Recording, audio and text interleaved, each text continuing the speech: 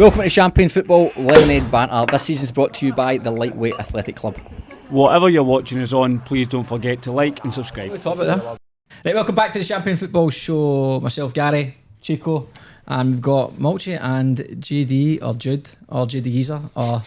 Oh, you pulled that one out of the bag. I thought that era was behind me. Is that not your Instagram name? Well, it was back in the day. It was a gag. Like 3 months ago? It was a gag about... No, God, I would have been that off ages ago. No, it was a shitty gag between some mates when I started doing this sort of personal posting about football and stuff like that.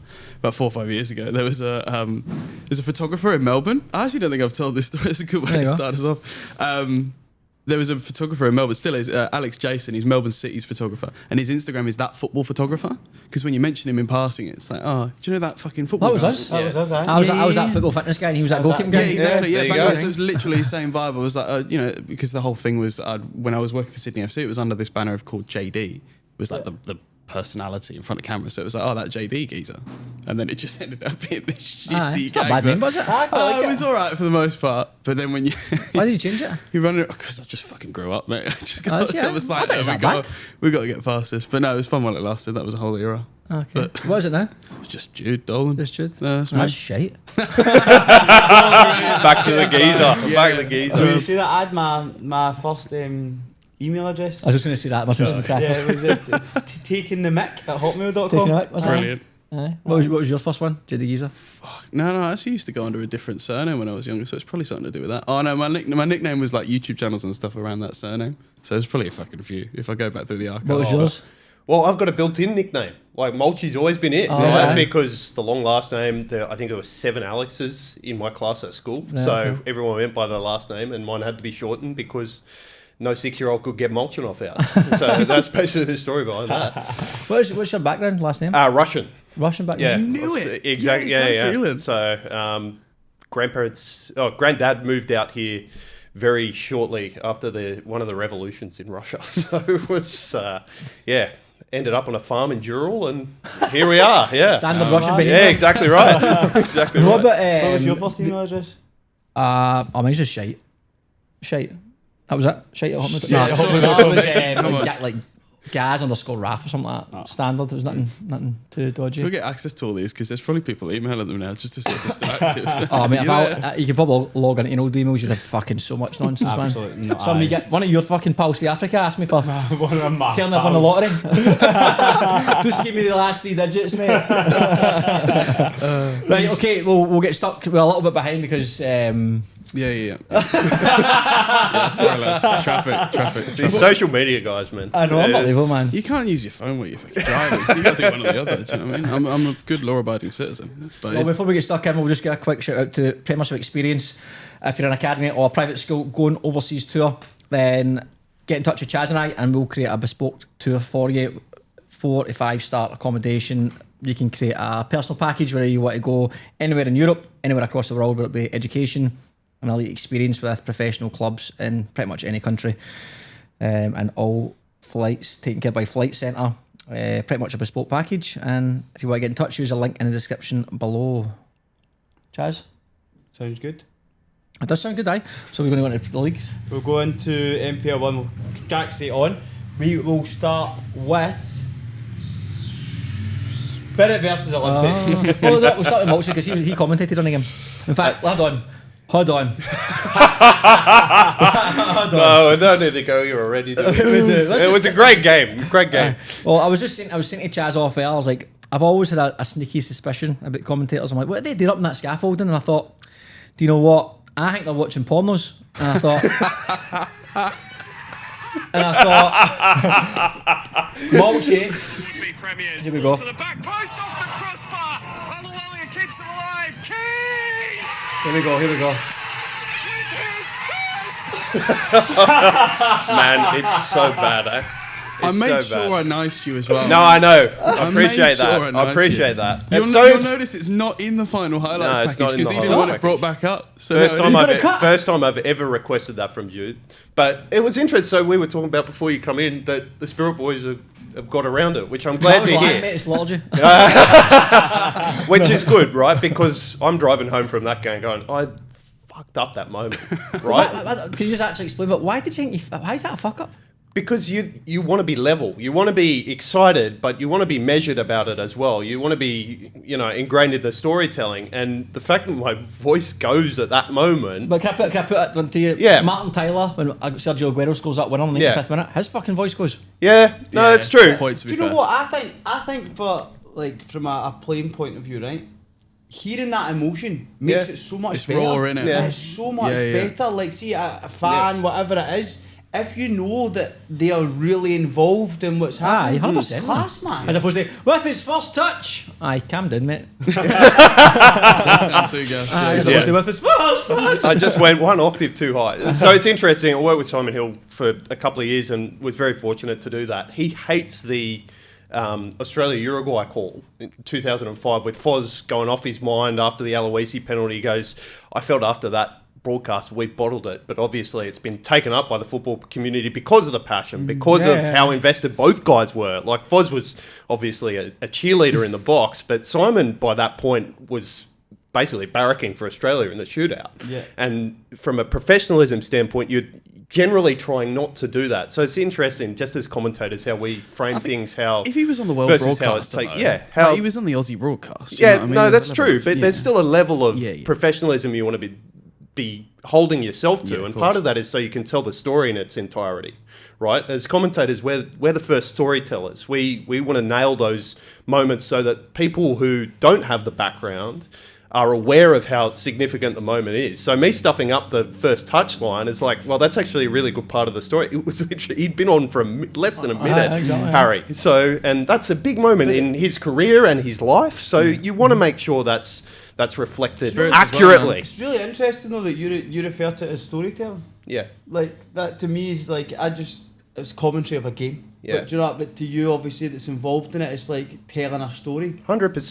It's- And that's this cool, is the man. most exciting thing about it, is getting to be excited about it and tell people why you're excited about it. And, when we get stories like we've had this year, with the title race as tight as it is, with the top six as close as it is, with Sutherland getting dragged back into the relegation spots, you can hear it in my voice now.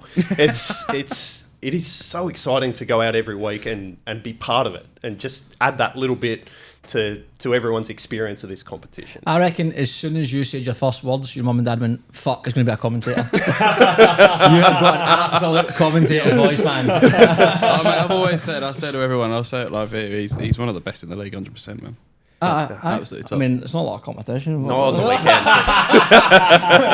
No, to be fair, I did say that actually last night. I was talking to Perco last night. I said you boys were on, and I said, but to be fair, mate, I thought you were brilliant on the Mount Druitt Appia game. I Yeah. thought I shut the bed with that one. Well, do you know what? I didn't know it was you, right? 'Cause I turned it on. No, good. And the RPA boys have said that as well. Yeah. I went into their training the other day and they were like, was that you on Sunday? I was like, I'm really glad that you can tell the difference between me being a normal 22-year-old and having the voice and then just being this pommy wanker that has to put on a JD Geezer. newsreader voice for the microphone. JD Geezer. Oh, right. They're not one and the same anymore. No, I which turned it is on and I didn't actually click that you don't usually do the commentating, but as I was just listening to it, I thought, oh, this is actually like an easier listen because like Oh, thanks. He's pretty good. like full disclosure. Sometimes I turn the volume down. Yeah, exactly. Yeah. But I was like, I said, I can listen to this. Adamo, like Adamo's as well usually, Yeah. because he's always got daffy Man, quips. It's a different flavour, he isn't has it? improved out of sight. He's Adamo. getting better. I actually texted him, I can't remember what game it was, and he says something like it's something like a Sunday at the Coogee Pav. He loves a line as well, doesn't he? Some of his one-liners and some of his nicknames are fucking unbelievable. Aye, some of them are terrible, but that makes it good as well. Yeah, exactly. But I'd rather have Yeah. that and go, oh, decent. He's a good one as well. But I thought I had to credit to both. I think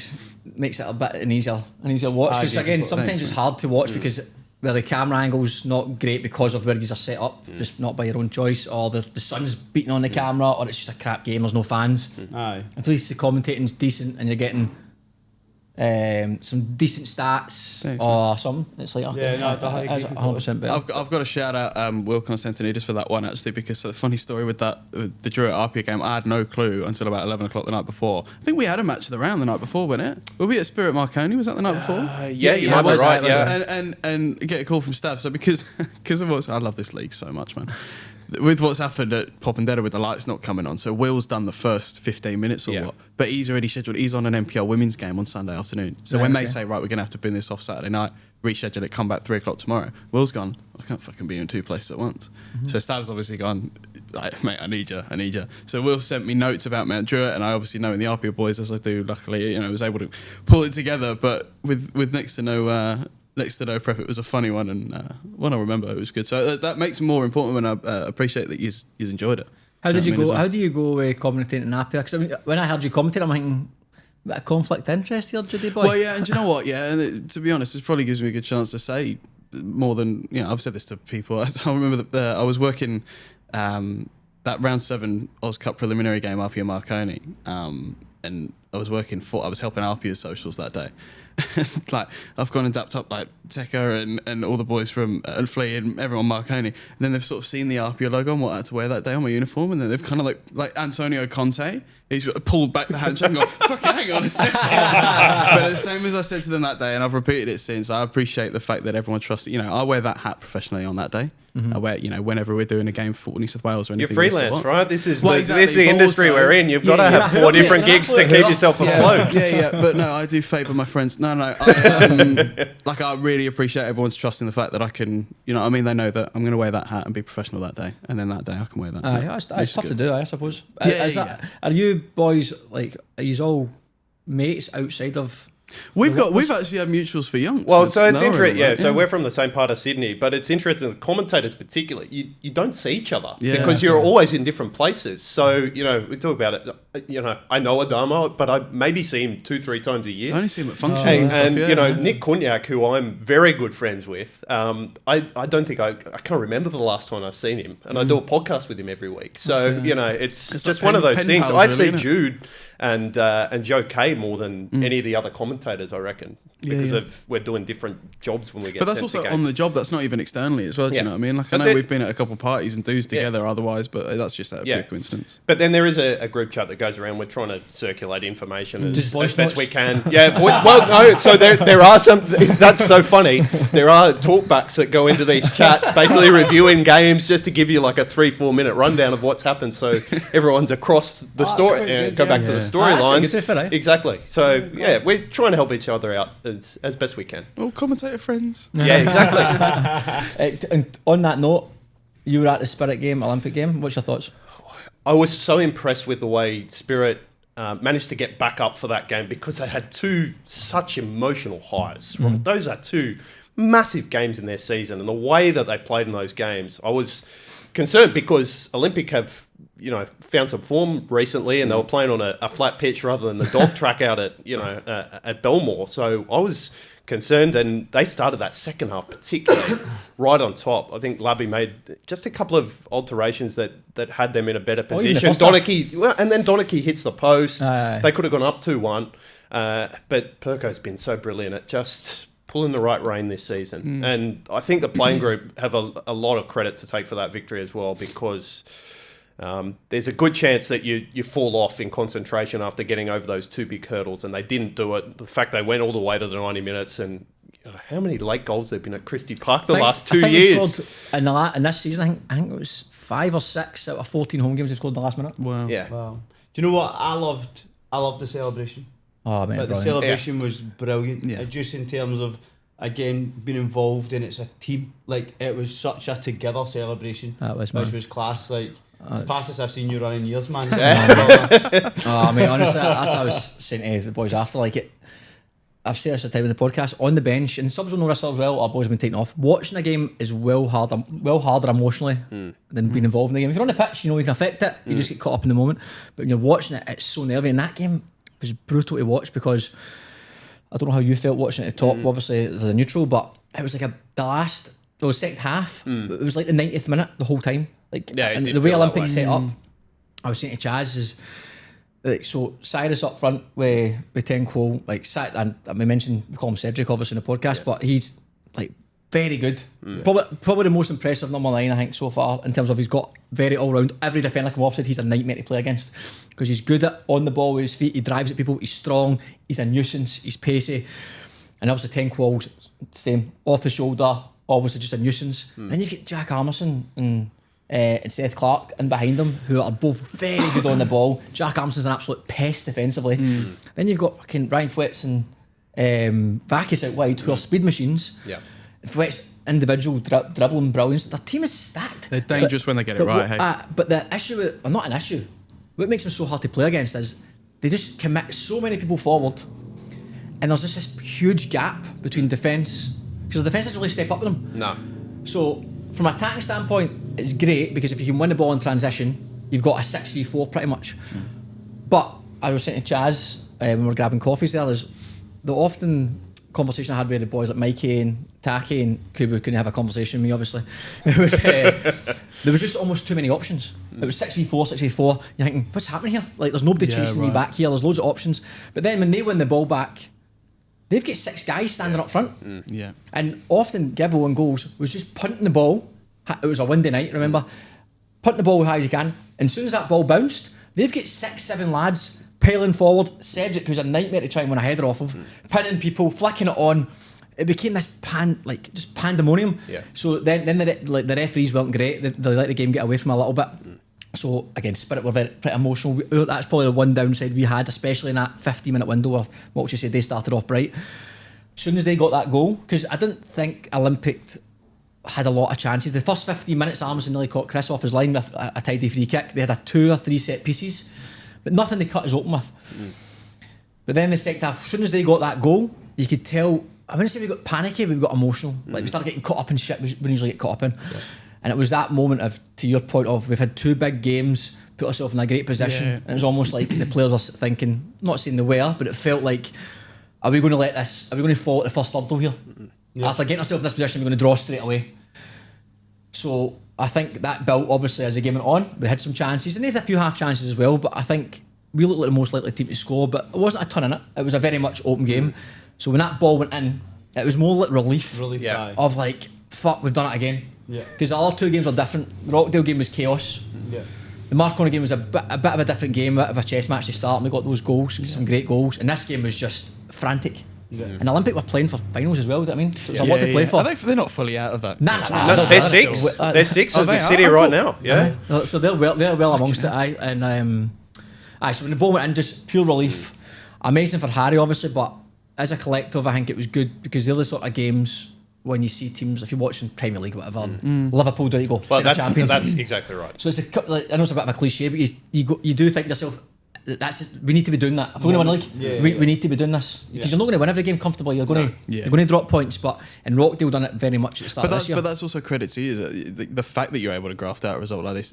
Again, you not sounding like I'm echoing you, but based off the last couple of weeks and having not cruisy games, but relatively took the fucking piss. And I said the same to Perko. I said, mate, you guys took the piss in those games. Like ridiculous, being able to run away with it, so incredible. Like hats off to the group. But yeah, it's so easy to slip up the next game. But so that being able to pull a result out of that, I think that shows that it's Spirits to lose. It is, mate, but it's still Appia's 3 points off. It's just so fucking tight. It's ridiculous. And again, and I said this to Perko last night. I'm like, it is the most cliche thing ever. I mean, you're watching interviews on TV and you say to the player, favourite sort of title, whatever, and they go like, just 1 game at a time. But honestly, see internally, but it has to be. It 100% is. Like that's all the boys at Spirit are talking about is the next game. Who's next? Because you can't, because like one slip up, like we play St George away, Wolves away, 2 tough away games. Teams have still got a lot to play for, and then Appia they play Marconi, obviously massive game.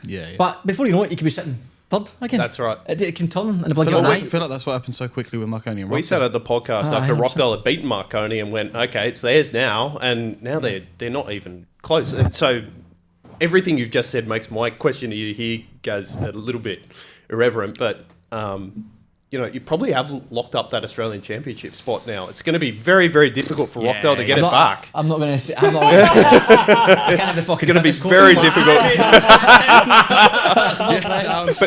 But does that idea excite you? Because I know Perko's talked about taking it up to the big boys and all that sort of stuff. That's a big achievement. Like, how can you not get excited by the thought of Preston away, man? This is honestly, this is me, 100% honest, right? No, I can't explain how much I get into fucking like trouble, Spirit stuff, the football stuff. That I get overly passionate as if I'm a fucking captain. I'm just a fucking fitness coach. You know what I mean? But right now, the way it's worked out is it's almost like a double-edged sword, because at the start of the season, if someone said to us, usual, be in the position you're in for the championship, 7 points clear of Rockdale with 4 games to go, and again, I'm being very conservative here, something could change quickly, but you'd be like, fucking bite your hand off. Yeah. But see, honestly now, the title's all we're thinking about. Yeah, that's Yeah, good. awesome. Because you do so both good. if you do that. Yeah. If you start going, oh, well done, pat in the back. If we don't win the title, we'll be devastated. Disappointing. If Appia don't win the title, they'll be devastated. Marconi will be the same. And I'm sure Rockdale still think they've got a shout as well. That's the way, with 4 games to go, and there's only 3 points in it. There's no way we could think of anything other than that at the moment. That's the genuine truth. If we get to I think if we win the next 2 games, we would be confirmed. There's still going to be a celebration of well done, I think, until the season's done. Yeah. Because we didn't, at the start of the season, I remember we had Wiggs on as well early on, and you asked him, what did you think? Wiggs says, we've got to think that we're going to win it. Yeah. And we started the first team meeting, Perko said the exact same thing. I was like, lads, you're involved in any competition because you want to win it. That's first and foremost. So if we're going to set goals, the goal was to win it. I mean, anyone involved in Australian football wouldn't have said, put your money on it. They wouldn't have put us in a position, even in round 26, to be where we are. So, look, we're in a position no one thought we'd be. Probably not even us. But the league never lies, and I had this conversation with Sek at the start of the season. We asked him, what's more important, the finals or the league? What should be the cream of the crop sort of thing? I've always been a big believer, whoever wins the league's the best team. I still firmly believe that. Yeah. So if we are top of the league because we deserve to be top of the league, whoever's bottom deserves to be bottom. That's just the way the league works. It's a 30-game season. But there's still 4 games, and the league table can look very different in 4 games. Championship will be amazing, don't get me wrong, if it, whatever, but there's still finals as well. Yeah. So, Afterthought for now. genuinely, that's not a political answer. Right now, everyone at Spirit is thinking, can we beat St George on the weekend?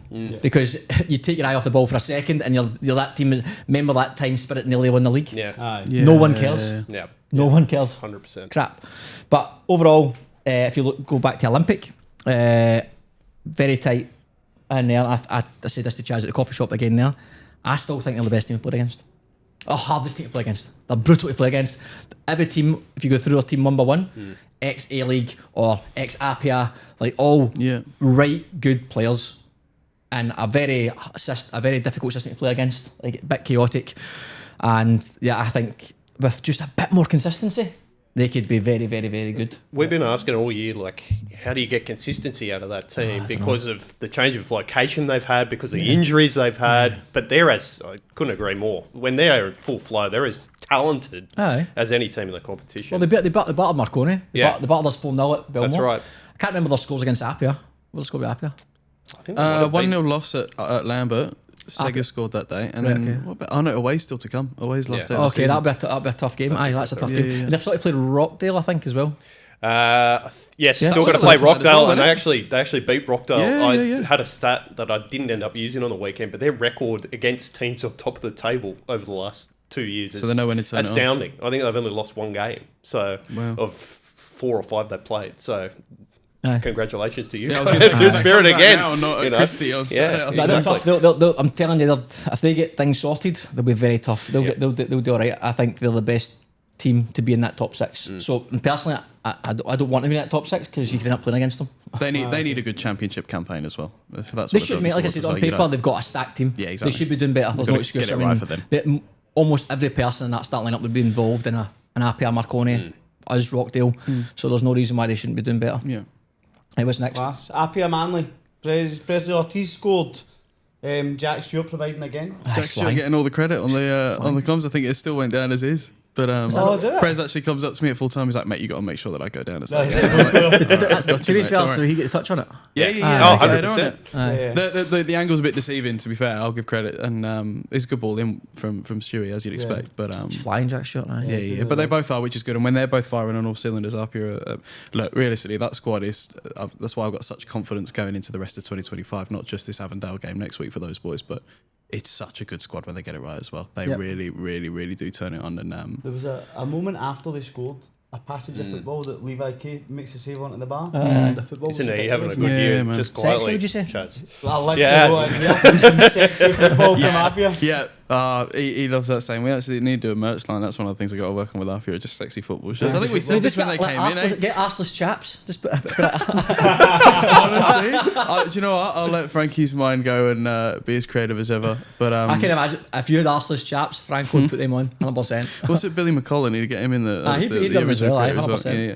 But no, they're top. Honestly, a really, really fun footballing side to watch. And that's not coming from They us. haven't been as free flowing in terms of goals. No, that was what was weird about this Manley game is that I think both on and off the pitch. I mean, looking at the weather and the stands that day, you go from having 3,000 on Wednesday against Melbourne City. I know it's a big high, which was fantastic, and then it was a very much.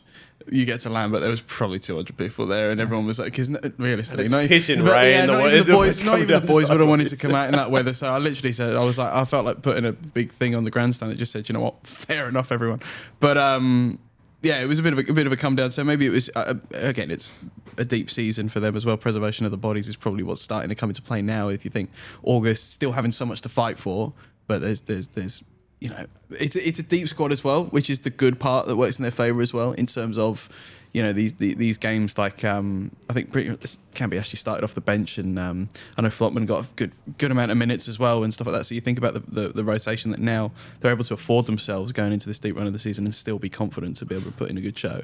It speaks a lot to that squad. And I know that was obviously Appia, I think, deserved the win, but Manley had a good spell. Yeah. A few big chances. There was a moment when Farah Coco's tried to play the ball. Yeah, he seems top, man. Missed Darcy, and it's went beyond him with the player at the back post. But a wee bit less. Harry had a good couple of Yeah, chances. Harry chances. hits the post, doesn't he? That's right. Crossbar one, I think, as well. Yeah. There was a spell where I was on the highlights all sort of put together, and I thought, fuck, they could have nicked one here, man. 100%. Yeah. But In saying that, Appia could have scored a couple more, and Levi K, he's having a quietly very, very good year. Yeah, good man. keeper, man. That's it. Yeah. We say this all the time. I think all the goalkeepers in NPL win. It's a good Yeah, start. there aren't too many bad ones. man. Talk about Daniel Solsky later as Solsky well. was a joke, Man, man. unbelievable. Yeah. Aye, the keepers are good, but I think Manley, I mentioned a few weeks ago, they're not as bad as the league table reflects, in my opinion, especially starting I feel 11. like that's common with them, unfortunately. Yeah, I feel like it's a case with Manley where they're not where their football deserves to be on the table, if that makes sense. Well, I'm not going to say they're football because I haven't seen enough. I only see them when they play against us, but I think the players they've got, Yeah, that's what. natural stock they've got is they've got a right good group of players on paper. So I don't think I'm glad they're out that relegation battle. Cause I'd been disappointed to see that group of boys go down because I think they're a good squad and they've got a good setup as well at Manley. And it's a good place to go. I mean, it's not a great place to travel, but it's a good place in terms of the plane there. It's a great setup. Yeah. Far post Fridays, mate. Yeah, that's it. It's not great to drive to, but it's a bit of a nightmare. But I think Manley gave a good account of themselves, but it's not a loss. I do think a lot these next 4 games, I think the top 4 or 5, a lot of the games will be 1-0, 2-1, scraping results because there's so much to play for everyone all over the league. Yeah. Manley it's that again. I go back to preservation of the bodies, and it's also tight tense football anyway. So there's multiple factors coming into play. It might be a bit. If Manley can find some consistency, they'd be a much better team next year. I actually thought, looking at their squad this year, you know, they have players reaching their peak. It's just guys like Harry and Benny Coop and who've been around A-League academies, you know, really grabbing that team, making it theirs and taking them to the next level. You can probably put Alan in I know he's missing on Saturday, but you know, he's another one. He's got the captain's armbands out now. You know, they're the guys that have got to rip them up, you know, and really drive the standards at that club. I just wonder if that's quite happening behind the scenes, but you know, they'll have another pre-season, new coach. Start again. Opportunity. We'll go to Wanderers versus Rockdale. I watched the second half of that game. How was it? It wasn't. I don't think the weather helped. It wasn't a great night for many games. Wasn't a lot in the game, to be honest with you. Wasn't a ton in it. Wasn't a great game. I mean, I think Rockdale looked at as the game was going on, we're getting more and more frustrated. They just don't look themselves. I don't think the last 2 weeks, and it's easy to say because they had 2 0-0 draws after being one of the top scoring teams. But you know, those are 2 games you expect them to win when they're fit and firing. I'm not quite sure what's led to the fall off. So without a win in a month now, I think, which is just like. You can't compete for premierships when that's your sort of form. I know they've got a few injuries. Obviously, Speranza's out, and it's all at the back as it has been all year, right? But they've got I do think they've got the depth to deal with that. Again, still, if you look at their starting lineup, it's still very strong. It's still a cracking team. Obviously, it's not their best starting lineup, but I feel like it's good enough, better than it to get the results they've been getting. I think for me, the big one was when Euro got the ball over the top. Aye. And I don't know if the defenders had a wee pull or a wee nibble, but you expect Euro, he scores that goal Yeah. 99 times out of 100. And the same game when we played them, Euro went through 1-on-1 just outside netting. I don't know if it's sometimes it just sort of sums up where they are. I don't know if I've got no idea. Sometimes football's funny. You just there's no answer. It's just the way things go. I feel like it's a mix of Rockdale's sort of probably lack of confidence about not being winless in now so long for them, but it's also Wanderers are good at nullifying teams at home. I feel like they did it a couple against Olympic early in the year. Yeah, a game yeah, I yeah, did, yeah. and they They've just had a sat in, couple. and their system played them into positions where they were able to create problems on the counter. And They missed a Olympic big were a chance team at the they end. could do that against. We missed that big chance at the end of the header. Yeah. Massive chance. But I think, from what I've seen in the second half, like Rockdale looked like the team who was going to score. Yeah. But Wanderers still looked threatening in the counter. Like, again, it didn't look like a great game to be involved in. It was fucking windy. It was pissing at rain. Yeah. And it just looked like frustration for Rockdale. And you think you see that when the final whistle went, just frustrated. They'll go away to win the league. And it still will be. Still 12 points to play for. Appia Marconi this weekend's a massive one for Gonty. With which could context as change everything. Rockdale win, Appia Marconi say they draw. Yeah. Rockdale are back in it again. What a day to be in that sort of triangle of suburbs as well, because obviously you got Sydney United, Sydney FC at the same time across the road at Adenza, and then apparently there's a Serbian festival happening at Bonnyrigg. Is that right? That's brilliant. Honestly, that's the triangle place to be. But There we go. And Olympic are talking about purchasing land around Moorbank at the moment. Listen to an interview with their owner. Can be turfed out of here, lads. Yeah, exactly. So we can have a quadrangle soon. Yeah, So right. that's in for a stadium or a pitch? So training is the first priority, but there is word that they want to get a still stadium using up Valentine. eventually, but they've got to get it zoned and all that sort of stuff. A fair way down the road, but hey, To start. Going back to what we said before, sorry to jump back, but when we were talking about obviously Belmore being shoddy and stuff, I think their full plan is just to want to move towards Jubilee now, and it's an absolute carpet. Like even when we're doing match the rounds there, and I'm running across the field trying to get coverage, I got to make sure I don't step over because it's that. Yeah. Are you running? Shimmying motorboating across the turf. Fucking Borat. Yeah. I literally have to bring out the boots. It's such a carpet there, honestly. Yeah. If I was that club, I'd make sure I do everything I can to make sure that's Jack their home. Allison was speaking to, I think it was Brady Smith was telling me, he said that, I think if I'm right anyway, that he said that they're much better. Olympic feel they're a much better team on Jubilee. As you can imagine, it's a better surface. Yeah. It's a better surface. Yeah. What's next? St George, Sutherland. Sparky's I watched that on Sunday. What was that game? Was it 1 each? 1-0. 1-0. St George. Yeah. Sparky scored the ball, just toe poked it past Yeah, keeper. yeah. That's right, aye. Again, I can't remember off the top of my head big moments for that game. In fact, the first half highlights, 0. No, there was It's basically nothing. It's to minute 46. Yeah, but I think it was a chance in the 7th minute. It was a header from Matthew Morich, missed the target, but nothing else happened in the highlights. Yeah. No, you did right. Yeah. Header, and then went the second half. Well, but I thought Nizic was going to score Oh, yeah. when the ball's coming out of the box. And Cutter's credit to him. Oh, if Daniel had scored, I would have got very excited. That was so Cutter. And you saw how annoyed Nizic was after they conceded the goal on that pitch.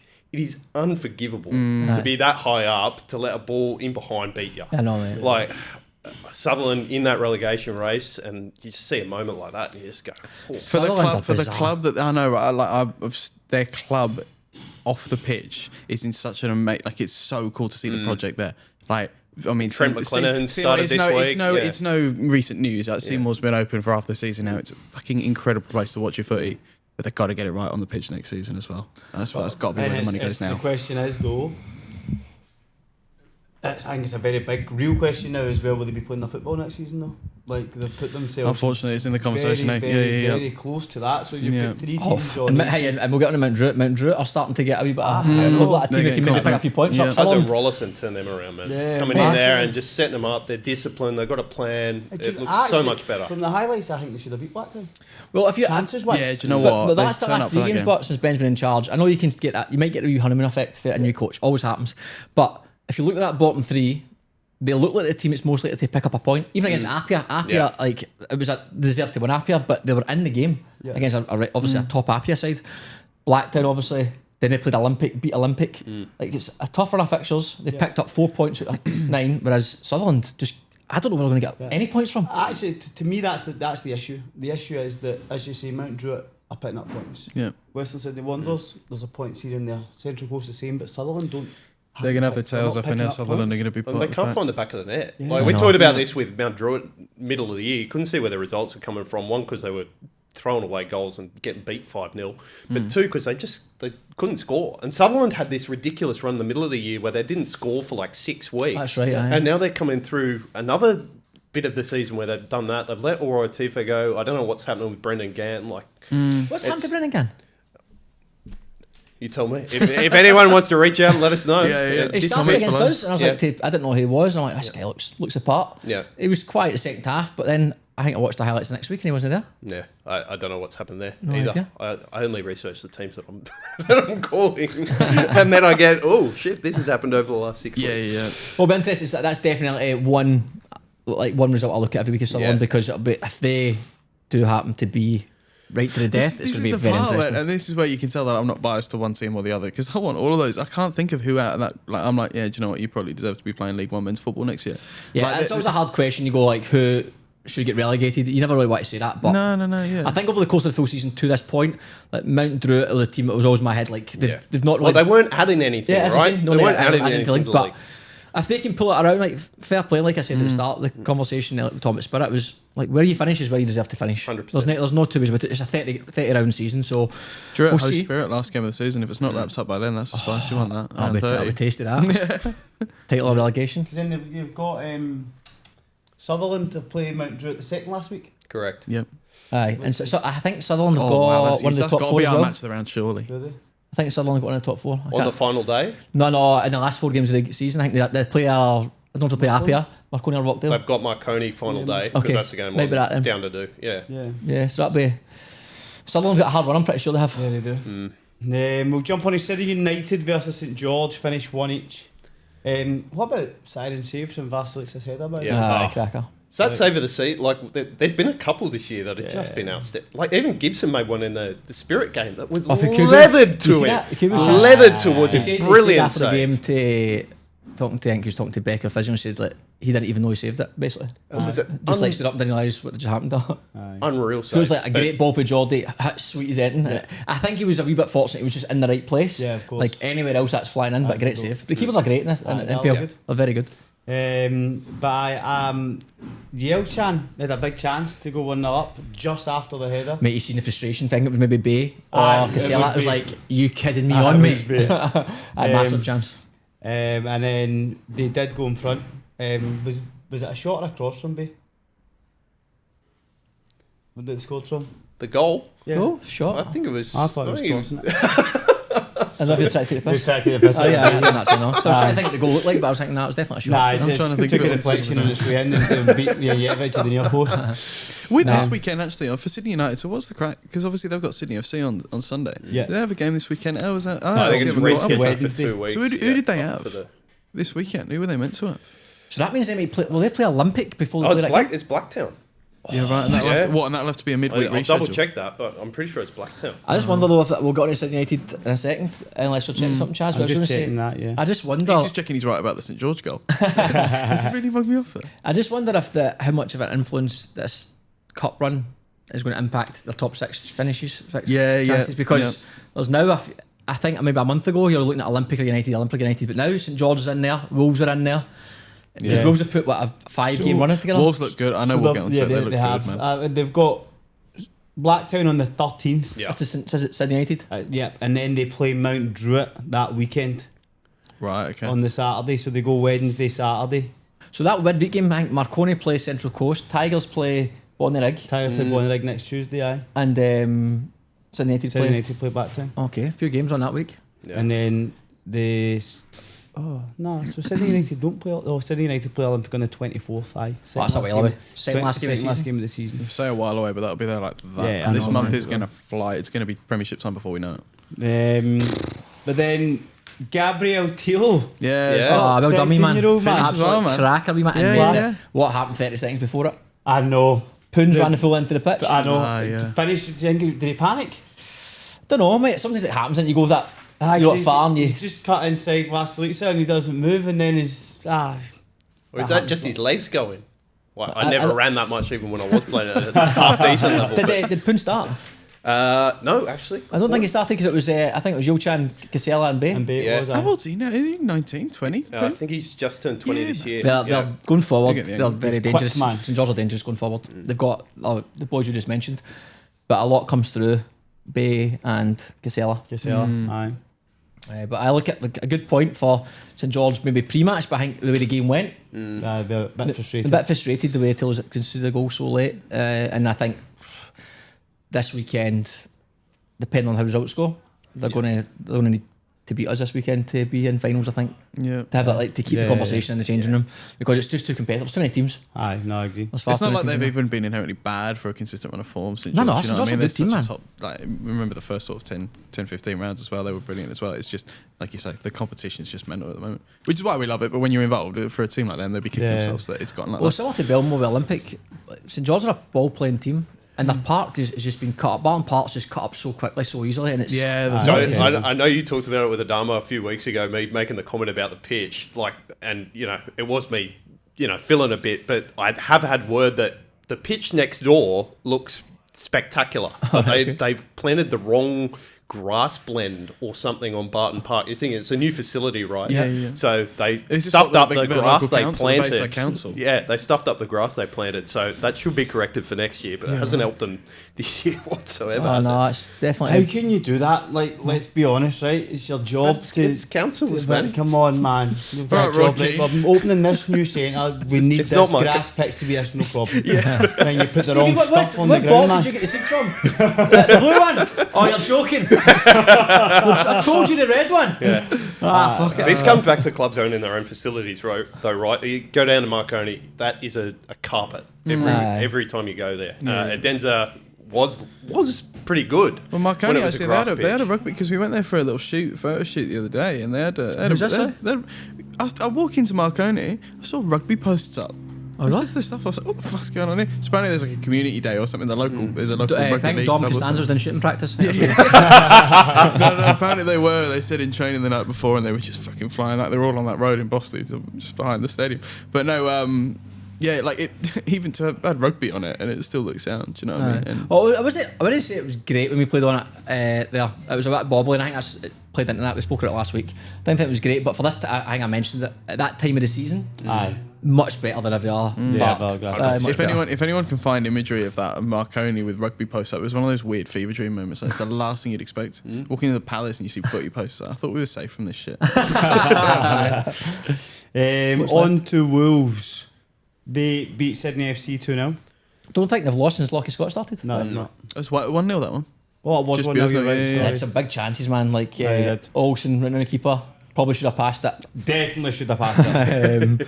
And then they had I can't remember. I think Beattie had a chance not long after that. Sydney FC had a big chance as well though.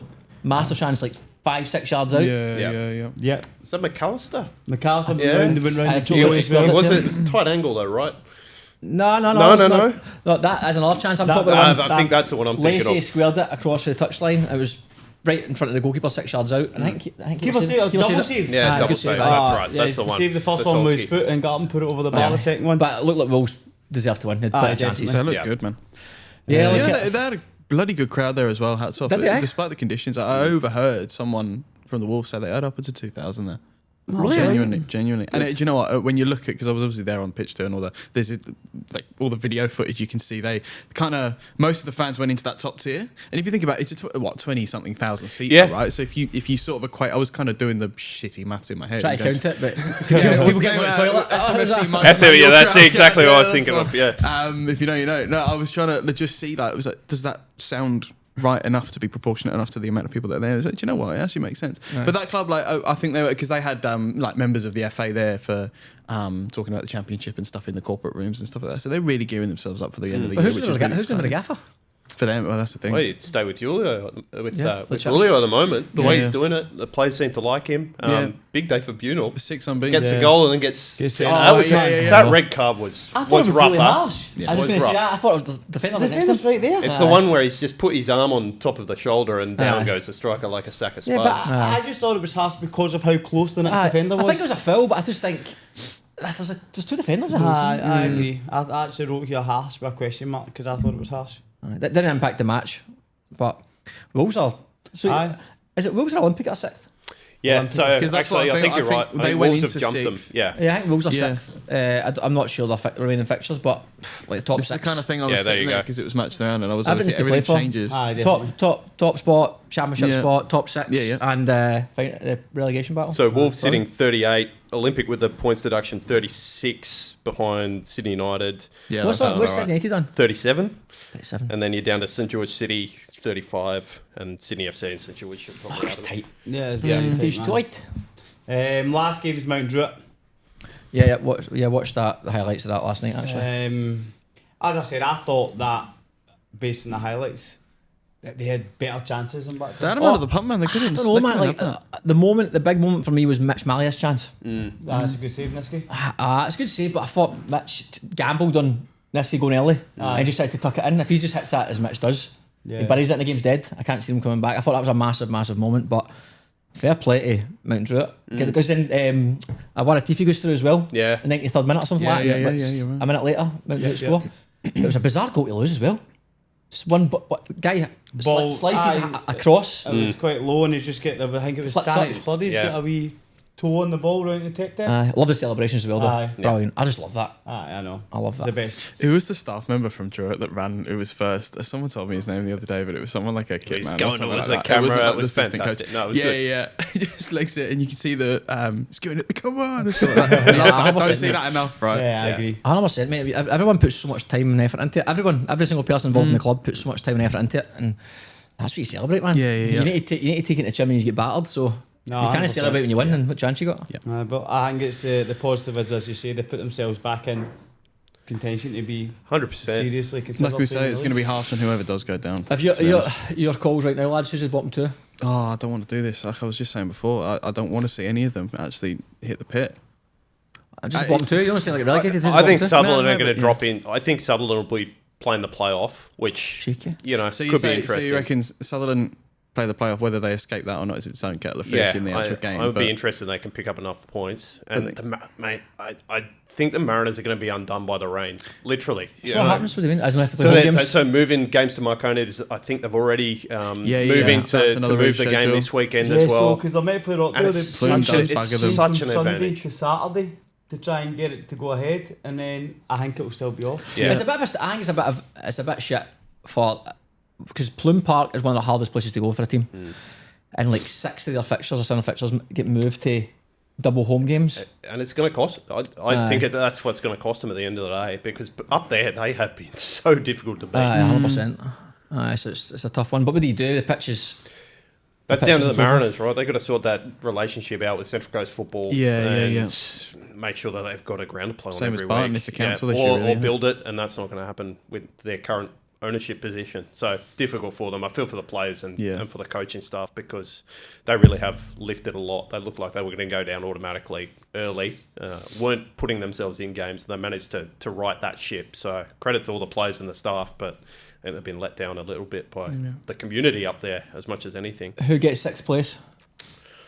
I think Olympic, just the way they're playing at the moment.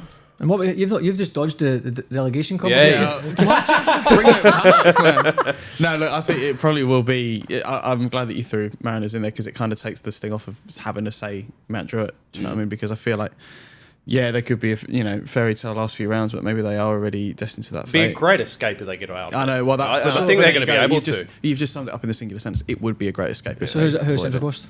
Or Mount Druitt? No, I'd say Mount Druitt. Just probably, Mount Druitt and who? unfortunately down, and in that playoff would be Souther.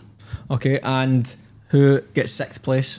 Oh, but in saying that, Blacktown, if they could make an arse of it, you never know. But I don't think so. But they're in such a funny position. I called that game against St George last week, and that first half was just like a training run, because it really was like a training game. And then as the jeopardy grew, there was a little bit more intensity. Yeah. Sort of ramped into the game. I do feel for the players. Like, getting up for games at the moment must be difficult, knowing you can't really go up. It's going to be a massive screw up if you go down. Like, you're really going to have to bottle it. I don't think they've got that in their makeup. too much quality. No, to exactly lose. right. yeah. Exactly right. So who gets 6th? Well, that's the thing, right? I think in that, when we talk about the two aforementioned out of Wolves and Olympic, United. Wollongong now, yeah, That's in true George, as well, yeah. yeah. Wolves now 6 games unbeaten, so they could, but Olympic don't need to pick themselves off the canvas after the Spirit game. So it's just about who Mate, It's not level. who's going to finish sixth place? He's going to be a politician, this guy. He's going to talk around the question. Shortened. Do you know what? I'll just throw Wollongong in the mix. I reckon they can keep it up. Wolves? Yeah. Yeah.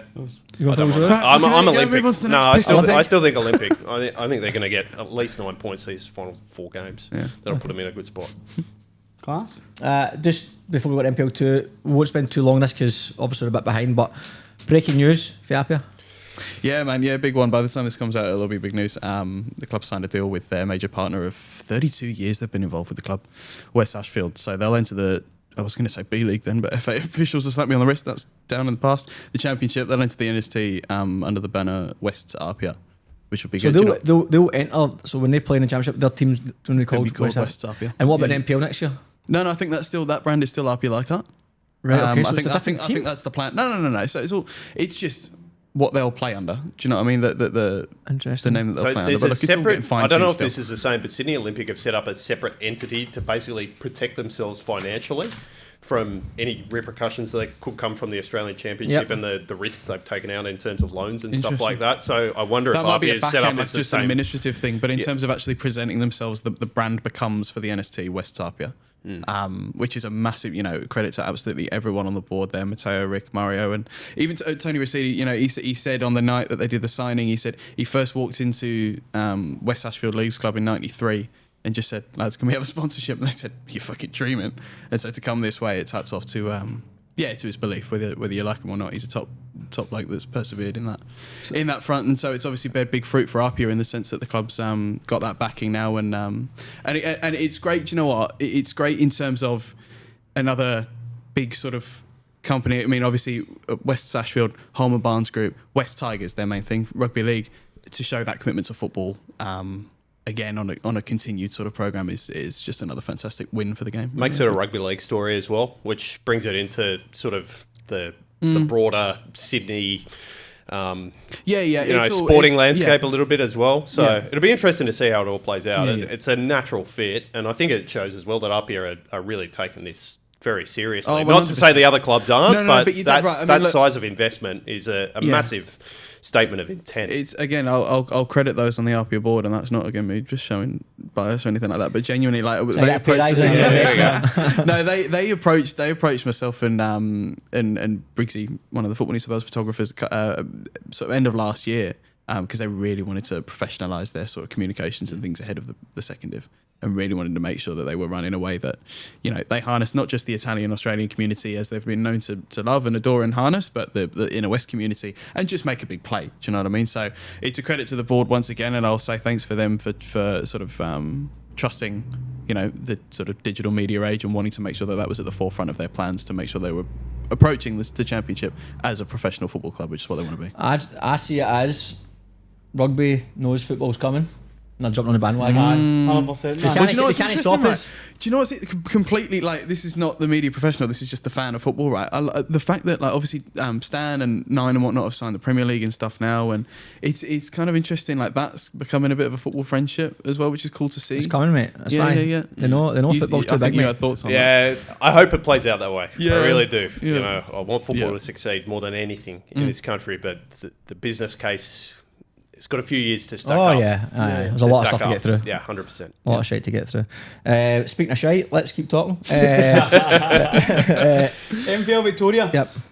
Both nights in Port Melbourne picked up a point, but with 2 games to go, it looks like the bottom three's done in Melbourne. So that's Melbourne Knights. Melbourne Knights, Port Melbourne, and Melbourne Victoria all look to be on the way down. All the Melbourne teams? Fucking hell.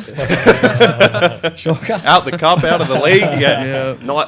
Knight's going down. Massive. Yeah, that's a sad story, man. 100%. And considering they were one of the early ones that looked as though they were going to be in the championship, that's a stark fall. I saw their chairman's step down. The whole board went in one night. They all just went.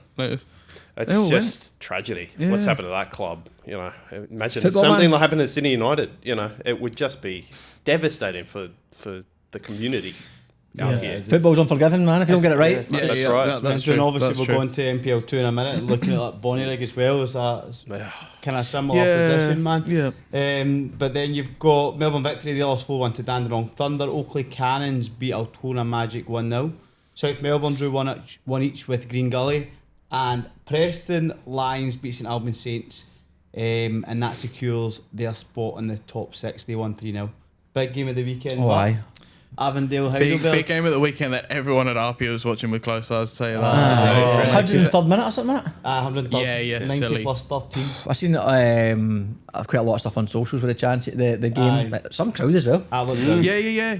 Honestly, they look like, because that was the thing about about Avondale. Obviously, they're one of the names in the hat for the championship, and they've been one of the foundation teams, things like that. So they play out of Avenger Park. The cup games getting played at Green Gully. I think it's just a similar case to like Lambert Park and Leichhardt over, like the pitch not being ready or whatever the facilities. But so we were all sort of like taking a bit of a glance and wanting to learn more about the club, and what a fucking first impression to see. For anyone that's sort of just going, right, let's have a look at Avondale, because the crowd that they had at Avenger Park, they look like a club that's really in touch with their community as well. Yeah. And that was the first versus second. That was one of the biggest games in the country. In Oh, any aye. level. Massive. 100%. That was fucking good to see. I think now they're both It's They're just both joint on the top of the league. It's just as tight. It's similar than 55 points, I believe. 55 Additionally, points. Similar to NPL one in if New Heidelberg South came away from that with 3 points, they would have bagged themselves championship. They would have been, because I think it's the same case as if a Marconi or an Appia ends up winning the league, it's whoever's next that's not a foundation club. So I think even if they So have who's won the closest to Premiership- Heidelberg? Heidelberg is the best place to get the Who's championship. who's the other team that could pick them for it? Dandenong Thunder. Oh, It's that's playing one to close consider enough as attention well. to Victoria. I'm Yeah, sure yeah. it's Thunder. Because they Dandenong can't be Thunder. too far off Thunder. of securing it.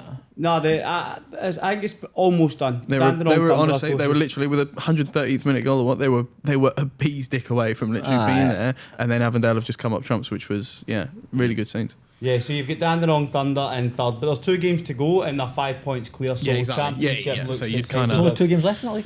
So Is it 26 games. They'll play 26 or 14. Okay, aye. Oh, aye, so Um, pretty much done, aye. But the goal difference now, Avondale are 3 goals better off than Heidelberg United going into the last 2 games. And then interesting. you've got Heidelberg play Oakley Cannons, which is a tough game. But Avondale are away at South Melbourne this weekend. That's South Melbourne there. South Melbourne are 8th or 9th now. Yeah. Okay, South then. Melbourne is so unfortunate, right? Because if I am in Melbourne next week helping out Appia, I'll get to miss that South Melbourne Auckland game same night. But they Well, mate, play do I hear Auckland. one worse one? If Spirit happened to get through the championship, I miss the Preston Lions away game. No, The opener. no way. That's a sickener. Aye. That's alright. I'm going in his place. Aye. Spirit don't know that yet, but you are. Aye, that'll be interesting with Avondale Heidelberg, but it looks like Heidelberg are secured. Aye, championship is pretty much done. Hang on, sorry. So we're only thinking 1 game ahead, but you've already made sure you check the date, see if you're free on that day. Going Oh, down I was to going to go to it Preston. anyway. I was going to go to Rockdale Preston game. Yeah, do you know what? I mean, that should be on everyone's bucket list. I'd love to go to Whatever that game ends up being. aye. I'll have to wait till next year. So this episode, as always, is brought to you by our major sponsor, Insurers Pty Limited, your trusted partner in all general insurance, experts in construction and home warranty insurance distribution through IKEA. They're the go-to team for builders and homeowners needing reliable professional cover. Thanks to Insurer Pty Limited for leading the way in protecting what matters most in the building industry. NPL 2, NPL 2, the big boys play. the big boys. Start off with the match the round. It was Spartans versus Interlions. Big shock. Well, it was a bit of a shock. I think the Spartans obviously beat Tigers last week, battered them 4-1, and then got themselves to the top But of the Inter Lions table. just looked like they had them burnt. Like I And then remember watching Interlions that. beat them 3-1. Yeah. You said last week, mate, But into Lions are so Chucked it. Sneaky I'm good. going to keep saying it against the whoever's playing against the teams at the top of the table. I just see they've chucked it. And the Lions have Get a chucked it. reaction. Aye, but mate, as you mentioned that, I was talking to some of the Spirit boys last week, and we're talking about how, let's say for talking's sake, it goes to the last game of the season, and say someone's played Manley, they've got nothing to play for. We played Appia 2 years ago at Christie Park, and Appia had to beat us to win the league. They came to the game, they had some beers and all the rest of it to celebrate, and we won the game 2-1. We scored in the 90th minute. Peter Kikera scored in the 90th minute. But I remember, not so much the result, obviously I remember, but I was just thinking about in terms of mentality into that game. Like Spirit, who at that point we were sitting 11th or 10th, couldn't go down, couldn't get promoted, whatever else. I couldn't win the league or anything. But we went in that game like with a point to prove. Like we deserve to still be in it, mate. And that's going to happen with NPL 2, whatever. Teams are not going to chuck it. It's not going to happen. Especially like there might be the odd team here and there, but everyone goes into every game, especially against a team who's top half of the league, to prove every player in that team wants to go, I can play against them. Yeah. I want to stand out against them. It's going to be, it can go right to the death, man. 100%. Every game's tough. Every single one of them's going to be tough. But aye, good result for Interlions. Black Spartans went 1-0 up. After half an hour, Malcolm Ward scored, and then Mitchell Smith and Sebastian Portolesi both scored in the second half for Inter Lions. Us up next, we played Rams. We won 3-0. Decent performance. Said Rams are set up terrible, didn't you? Says Tim McClure. That's what you said. He says, can't believe we had him on the podcast. He was, didn't have a clue. But do you know what? With the last 2 games we've played at home, we've scored early. We've scored 2 goals early, and it's big difference, mate. It's nice to have a comfortable win like that at this stage of the season. 100%. Oh, aye, something else. When we played Spartans 2 weeks before at home, I think we were 2-0 in 15 minutes. And it was the same this weekend, we were 2-0 in 15 minutes. And it just makes the rest of the game a lot easier. Oh, it changes the whole complexity of the game, 100%. So our boys did well. Messi Raiders beat Mounties 2-0. They're on their way back. They're on their way back. Yep. Lachlan Everett and Cooper Hannigan scored. Dully beat Bulls 2-1. So a bit of a shock. Wow. That was a shock. Did you see Fornito's goal? I've not seen any goals now. Oh, Fornito scored from about 40 Has yards. he ever scored a crap goal, Daniel Fornito? Literally, the ball's just broke, and he must have just looked up and seen the keeper a bit off his line, and he smashed it. Wow, that's all. Aye. His goals are always brilliant. So they scored at the 75th minute, and that's, as I said, big shock. Another shock was Hakoa drawn 2 each with Jets. Jets right, have been aye. flying. Didn't expect that at I all. had the tip last week that Jets look most likely to go up just because they're Aye. attacking football the way they're scoring goals. I've said it since we played them in round 1. I think they're very, very good. Very good. And then they get held to, like, it's just been crazy. And Hakoa have been struggling, but I mean, a great result for them. But they were 2-1 up actually. I think Jets went 1-0 up early on, and then Hakoa went 2-1 up, and Jets scored in the 75th minute. Rydalmere drew nothing each at home to Canterbury Bankstown, and Bankstown City and Hills United also finished nothing each. That won't be happening next year at Bankstown City, will it? Oh, certainly not. I reckon 6 goals a game at Bankstown City next year. And then on NPL 3, Zagreb, beat Bankstown United 6-1. I know, man. Just fucking flicking the ball in a cigar. Just loving life. I actually thought that Bankstown United would have got a result. I thought that Zagreb would have been a wee bit like, because they're still hungover from last week or pretty something. much. But big result that. And I think it's massive for the league because it doesn't put Bankstown out of the equation for going up. But Prospect now have got 6 points, 6-point gap. 4 games to go. 4 games to go. No, it was 3 games to go because of the 3 games to go for Prospect High. So South Coast Flame, if they win their game in hand, they'll go 3 points behind. Yeah. But Prospect have got a wee cushion now. God, I love this part of the season, eh? All across the board, Yeah. everything's so So tight. good. There's still so much to figure out. part of NPL 3 top. Zagreb got 20 points clear or something. Yeah, because then obviously looking at even at NPL 2, looking at what's going to happen at the bottom there, I think it's pretty set that it's going to be Prospect. Mounties and Bonnyrigg to drop. I thought I meant as in like the playoff game. But Bonnyrigg, obviously their game at the weekend against Tigers was postponed. It was meant to be on the grass. If Bonnyrigg do manage to finish that second place, they'll win the playoff game. Bonnyrigg. Yeah. Team's too They'll strong. turn up for the day and just I be, think over 2 games, they'll No, I agree, win. but I think They've got a bit of work to do to get there. hell of a lot of work. Honestly, I think they can do it. They haven't won a game for I know, months. a have long they? time. No. But I still think they can catch Mounties. Yeah. I don't. And You've been slacking Bonnyrigg all year, man. I don't know what it is you've got against the Serbian do you know community. what, right? I just think that, as you've said, for me, like it's the same kind of situation as Sutherland. Yeah. See, when you're on such I get it. a run of games where you're not getting positive results, Well, here's a question: is the game getting cancelled the weekend a positive?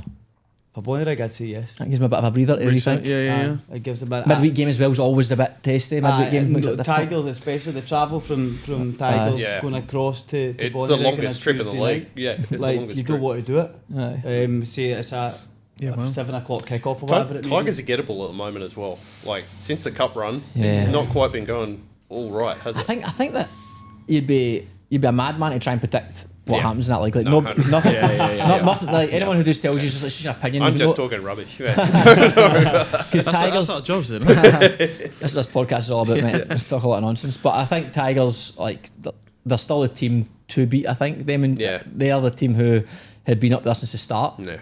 They're still the team to beat, but 100%.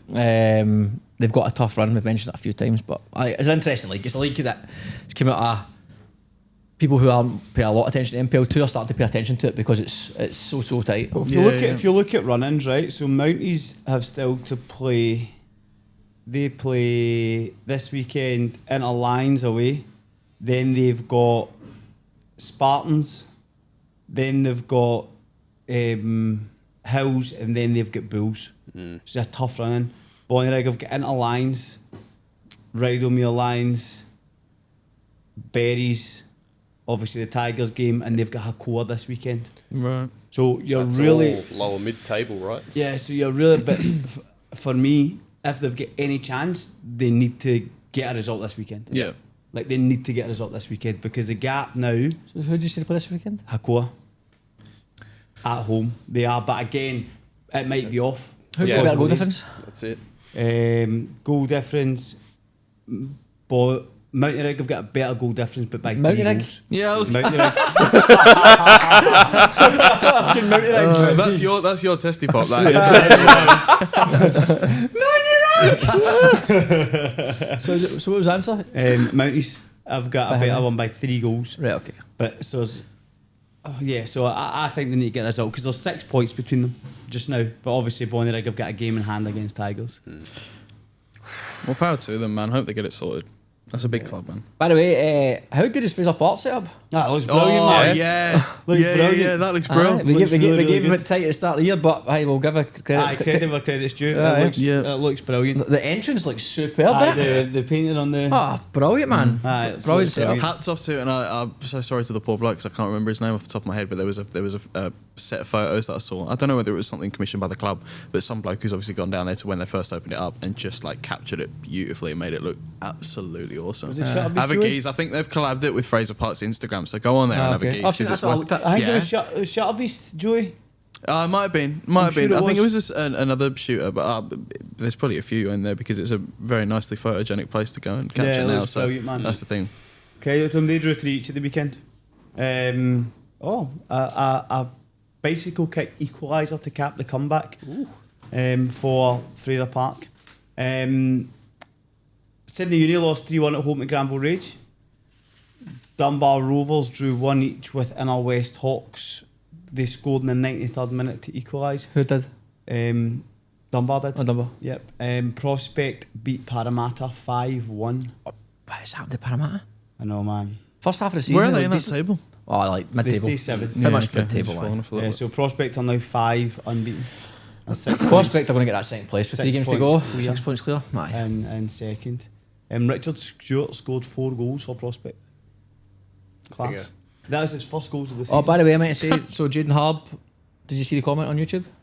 He's been with the Futsal Roos, I believe. Right, okay. And Aaron Peterson signed for Hawkesbury. Ah, That's what he's went to. good move that. Yeah. Good for Hawkesbury. Great signing. Yeah, That was very. insider info for YouTube. So Hawkesbury, where are they in that league? They They're the top 5. Top Hawkesbury 4. have had a really good year. Oh, they have, aye. Yeah. but they're winless in 5. They stay 6 Oh. in 6 Since saying that, since St. Peterson. Since Pearson. Since it went to disaster. Class. So, gentlemen, quick questions for you. Favourite movie and what you'd eat while you were watching? You've got time to watch movies nowadays, fucking hell. Yeah, absolutely. But, I don't know. You no time to watch a movie. No, I'm a But bit you of a got- sad fucking just working at the minute. I don't know. I'm trying to think. Gee, you've When was the avoided last time I watched every a movie? question I know. they've put to you today. No, I'm not avoiding it. I'll get back to it. I'm You not answer saying first. what have you watched recently. This is like, you could, when you're like, Yeah, I know. seven All years the old, time. a movie you could watch now. Yeah, you're right. I'll take Interstellar. Oh, good And movie. I'm That's just a better tucking in. I'm a fiend for chocolate. It's not good. If I have it in the house, it What would you disappears. Look, Lint's first choice, then probably down to Toblerone, and then and then if you're going after that, you're going down to your Cadbury's. Toblerone's and like stuff is that. that like a danger dinner? Like Aye. you wake up It's like a physical, Aye. it's a health hazard. Aye. Yeah, it is, man. Chop up your mouth. But it's a Christmas thing. Back home, I found you always got Aye, a a big Toblerone Toblerone. at Christmas. a massive A one. big king, aye. Aye, you're Tastes nice and so forked, good. eat it. Yeah, and anything Christopher Nolan, chuck it on. I'm locked in. That's still a good Enjoy film, that. aye. What about you, mate? Yeah, I'm not Still sure, thinking? mate. Yeah, I genuinely am, you know. That's quite sad of me. So you've not watched a movie before? Yeah, I've watched a few. And did you but like any just of not them? I'm trying to fucking remember. You put me on the spot. I thought we were talking about football. I've conditioned my mind to go, yeah, we're talking about football today. Well, you've not answered a question on football yet, mate, so I thought that's your movie question. I've just got a big empty brain. All I can think about is West's Appia. That's just been my fucking Green brain. Street. Great Street, all the good. There are a few good football movies, yeah. I'm fucking not sure. Genuinely not Goal sure. one. That's quite sad. Yeah, just say Santiago. goal. Yeah. Go on. Go say goal. What would you eat? Oh, It's a food question. Is that all right with you? Food question? Is that okay? yeah, sound, man. Yeah, sound. Yeah, to be honest, chocolate in the house is quite a dangerous one. To be fair, no, actually, do you know what? More snacks like them like popcorn. Probably genuinely sitting there with some of those. What's that brand of popcorn? The green packet. You sit there, they're like 60 calories a cup. Yeah, salmon. I'll have fucking 20. Cogs. Sit there, have it. Cogs. This slightly sweet, slightly salted. Yeah, bingo. Sweet. Yeah, I know bingo. exactly what you're Got talking it. Yeah, about. that'll do. Yeah, so my fitness coach is very strict on my calories, you see, so my treats are this green packets of popcorn. Yeah, I got to get back to that. So you're watching Goal, a pack of popcorn. That's a shite choice. That's a cop out. No, you're dead right. You are dead right. You watching NPL New South Wales highlights? That'd be you watching with a pack of popcorn. There's so many good films. You must watch something for enjoyment. Like, it can't just be What do you football. do? How do you switch off, man? When you were on a plane, right? You've watched a film on the I've never plane. been on a plane other than a domestic one for fucking years. I haven't been home since pre-COVID. That's crazy. Okay, what'd you watch in the plane the way back? Fucking, I don't know, probably some family, probably NPL highlights. No. Yeah, going back home, probably like whatever the fuck they had on. Like Okay, family that's or something. like so. But do you know what it is, right? I'm very TV shows. Like I'm more of a shows rather than a movie. I feel like when I sit down, I get a movie. James Malchevsky. Oh, yeah. Is it Prison Break? Prison Break. Yeah. But if you were like, there's no football on, right? For whatever reason. Shows I'll answer for you. There's one that's got what's his name? Jay and Simon from The Inbetweeners, and then that Ed Westwick bloke, White Gold, fucking brilliant. That show. Do you like that? Yeah, I love that. I thought that was funny. Ah, Jay the Geezer, of course you like that. So I give you an answer. It's not satisfactory. Well, was that not a movie? So Yeah, all right. It's a different podcast. We do the TV shows. Different. Okay. All right. Let me know if I'm on that one. Not by this performance. I sound like I've got no fucking life, honestly. Yeah. No, dead right. Do you know what, mate? I'm just going to sit inside to get my film. Let's not go. Goal. He's got a goal. Right, okay. So no, it's pick goal before. It was me for house. Lucky. Stepping. I've got another question for you. Uh-oh. Karaoke song. What would it be? Oh. I don't listen to music. No. It's got a bit. It's got Don't go out. Music I'm big on. Always been big on music. Do you know what? It's one that can get you out of trouble when you're sitting there frozen. It's got to be something that's like I remember Sydney FC made me do a fucking initiation song when I was working there, and it was Backstreet Boys because they can join in as well. Something like that. Yeah, you've got to make it something that you get the atmosphere up. What's your answer? What's it called? Tell me why. Ain't nothing but a... Yeah. See, exactly. I guess you're going as well, so I'm not here standing I want it alone. that way. Yeah, that's what it's called. Yeah. There you go. Hey, you got an answer. And you, my friend? I'll go Fall Out Boy. Thanks for the memories. Oh, I Thanks Yeah, for yeah. the me- That's a good one. When I you've had guess a so, few yeah. sherbets and you're Got to be just careful really getting getting right into though, it. yeah? Yeah, I don't mind a bit of Veronica's as well on That's that karaoke. Go that's for a them. good song for Thought Boy. Right, so, gentlemen, a bit about yous. So we'll start with you.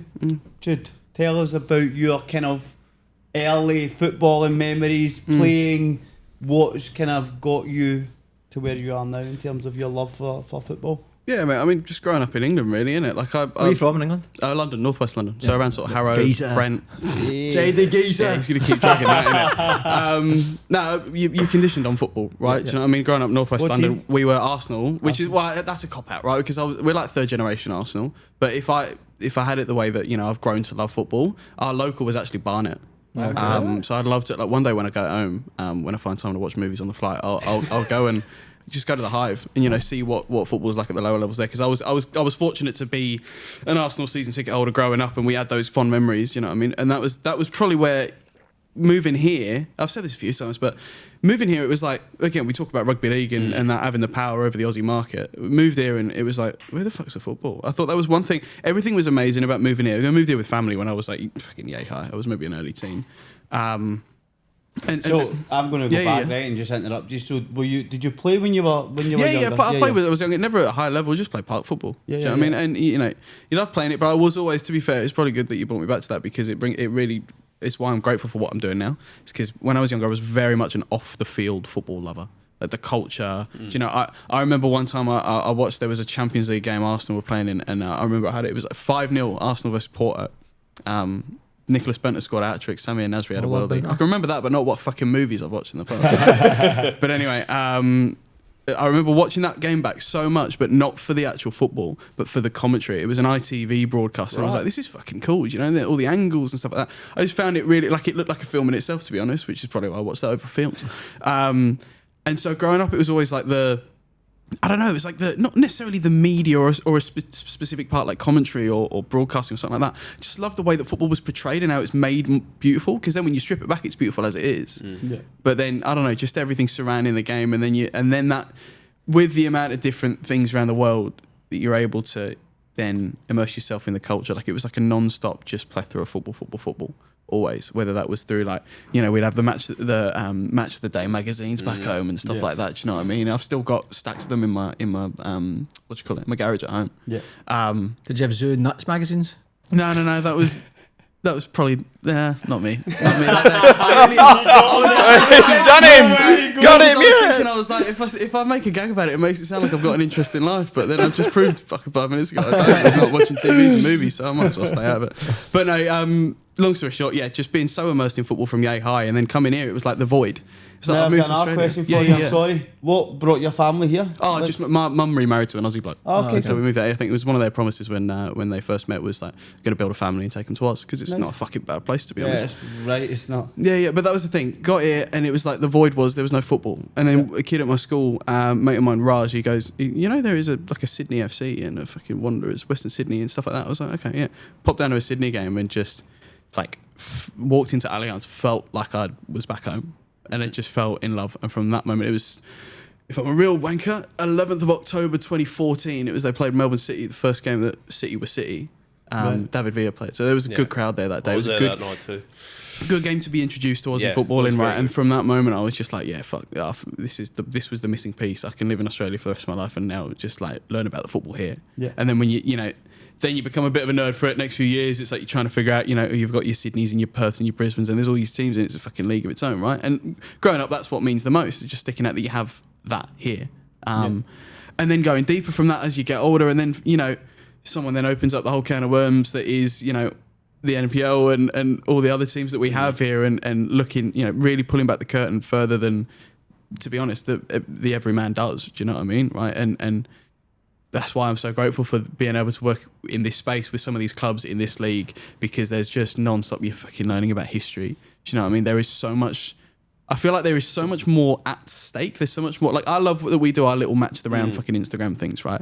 To some people it's completely purposeless and they tap straight past it. To me, I love it because it feels like we can sort of carry on, you know, and this is probably thrown out of proportion, so call me fucking over the top if I am, but it feels like almost our way of living on, like, you know, what they did in the 80s and the 90s. You had your Les Murrays and they did their SBS match of the days and stuff like that. They had a game every weekend, and it was like an Olympic, Marconi, Appia, Sydney United, that sort of thing. We kind of get to live that on in its own way now, and still bring that to the masses. And then, so it's full circle for me as a football fan through life. It's full circle with the love that I've had for Australian football and being able to play such a part in bringing that to a new generation is top as well. With the match of the round stuff on that, and I agree with you, I think it's like... I agree with you, I tap past that shite.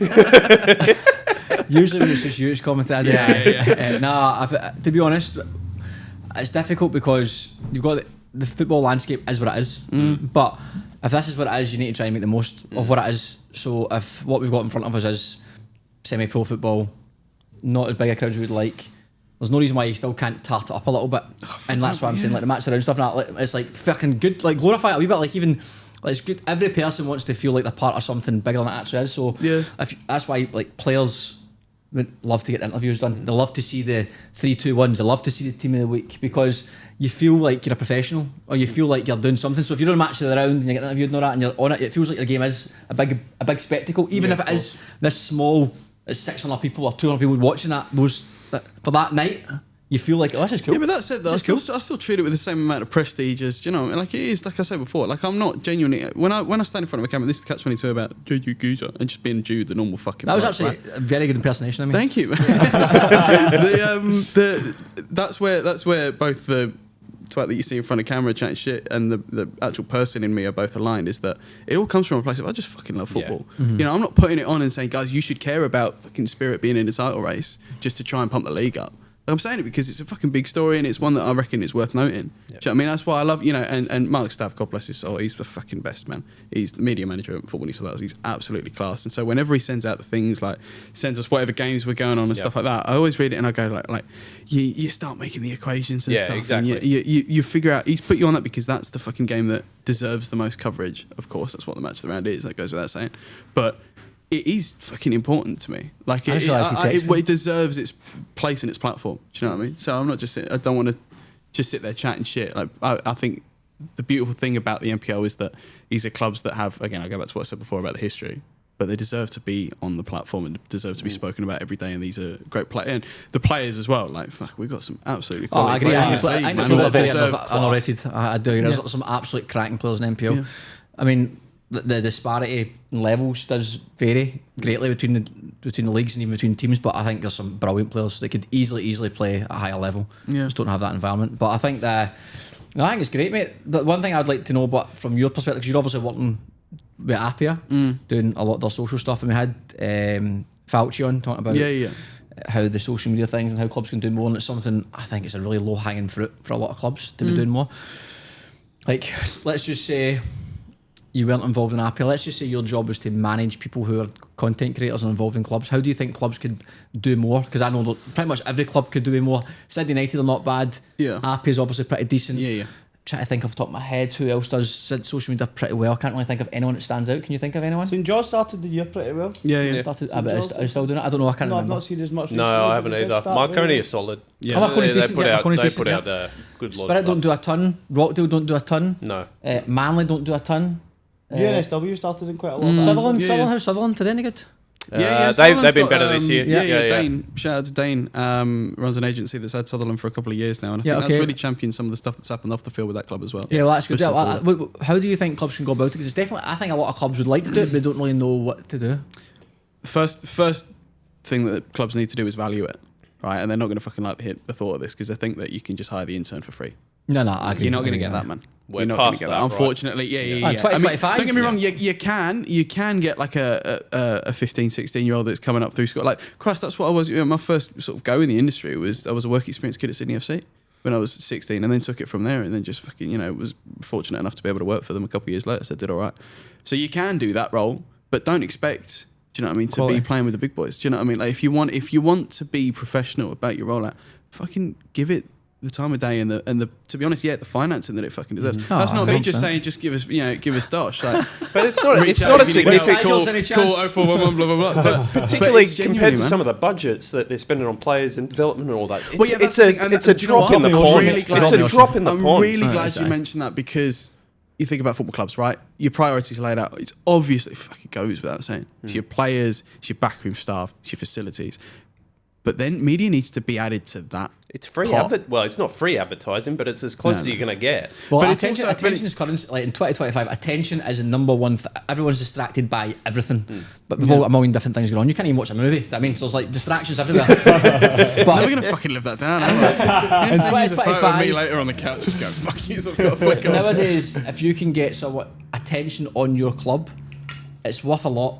Yeah. So the only way you can get attention outside of having someone to actually intentionally create attention is by doing something out of the ordinary or doing very well, and people flock to you. But that's very unlikely to happen in most people's cases.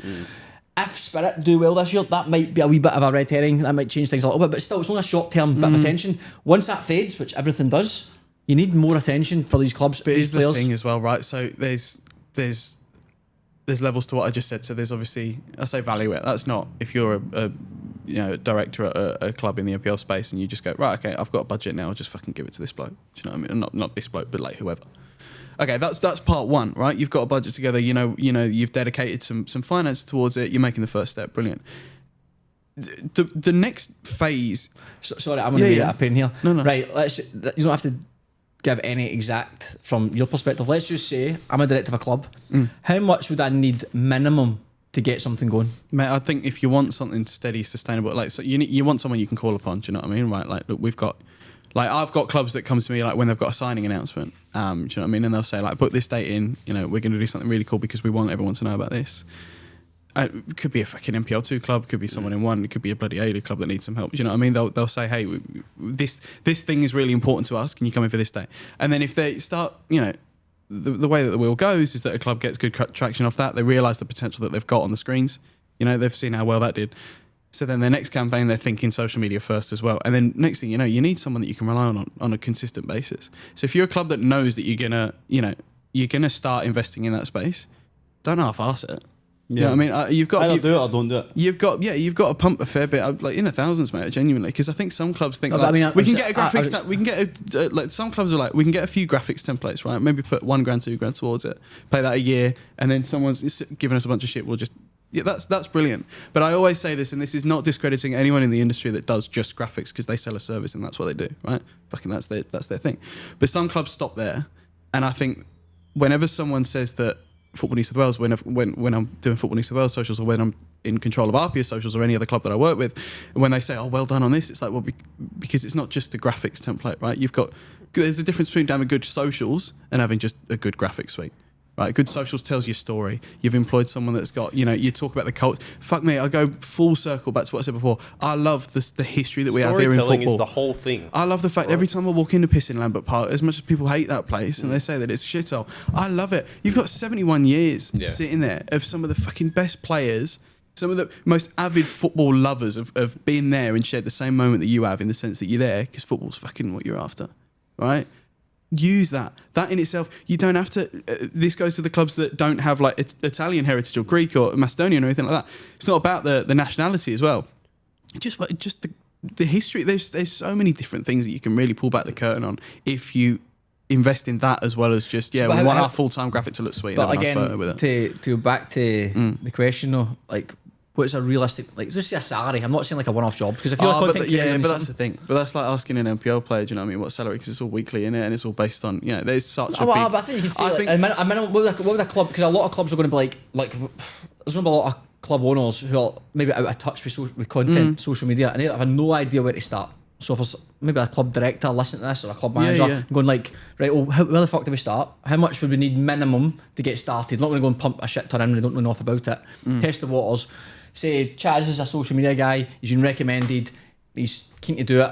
What would sort of but that's the thing. It's like it is a really. It's not me dodging. It's not me trying to be a prick. It'd be unlikely. Okay, here we go. I'll frame it differently. Yeah, What are you paying for? First a graphic suite, and then to say get you down or someone who's more junior to you down for 2 nights a week of training and a game. Do you know what? That's a dead right way to say it because then you've put together a package. Yeah, exactly. Right? They're so broad in terms of what people want or what you've put together a package. So you want me for that base for a graphic suite. Okay, I've seen some individuals charge like $2 grand for a fucking graphic suite because they know. But that'll take you the whole way through a season. That'll take you a whole way through a season. 2025. So they'll make something that's completely customized to you. So $2 grand for a season. I'd say but that's what I'm saying. That's just that's a where graphic that's the graphic suite. So say even taper it back further, right? So see you want one training session every 2 weeks and every home game.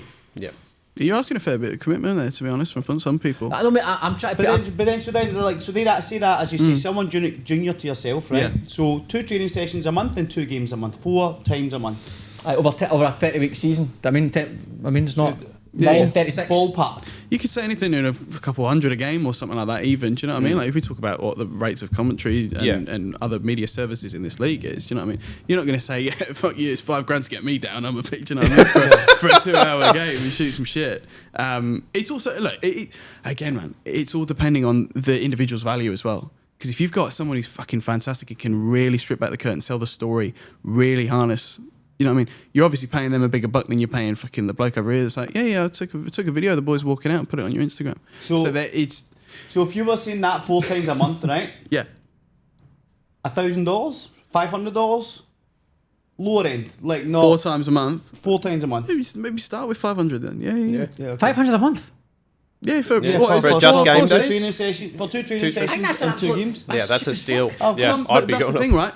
Again, I'd be going up. This is why this bit's dragging on, and I do not mean to be an arse. No, I because understand, it is because there's so many levels to it and so many different layers. I get that, and obviously depends on the skill set, it depends on what you want, blah, blah, blah, but I'm just thinking like... Because now I'm going to get clubs that are charging me more than $500 to play. Hang on.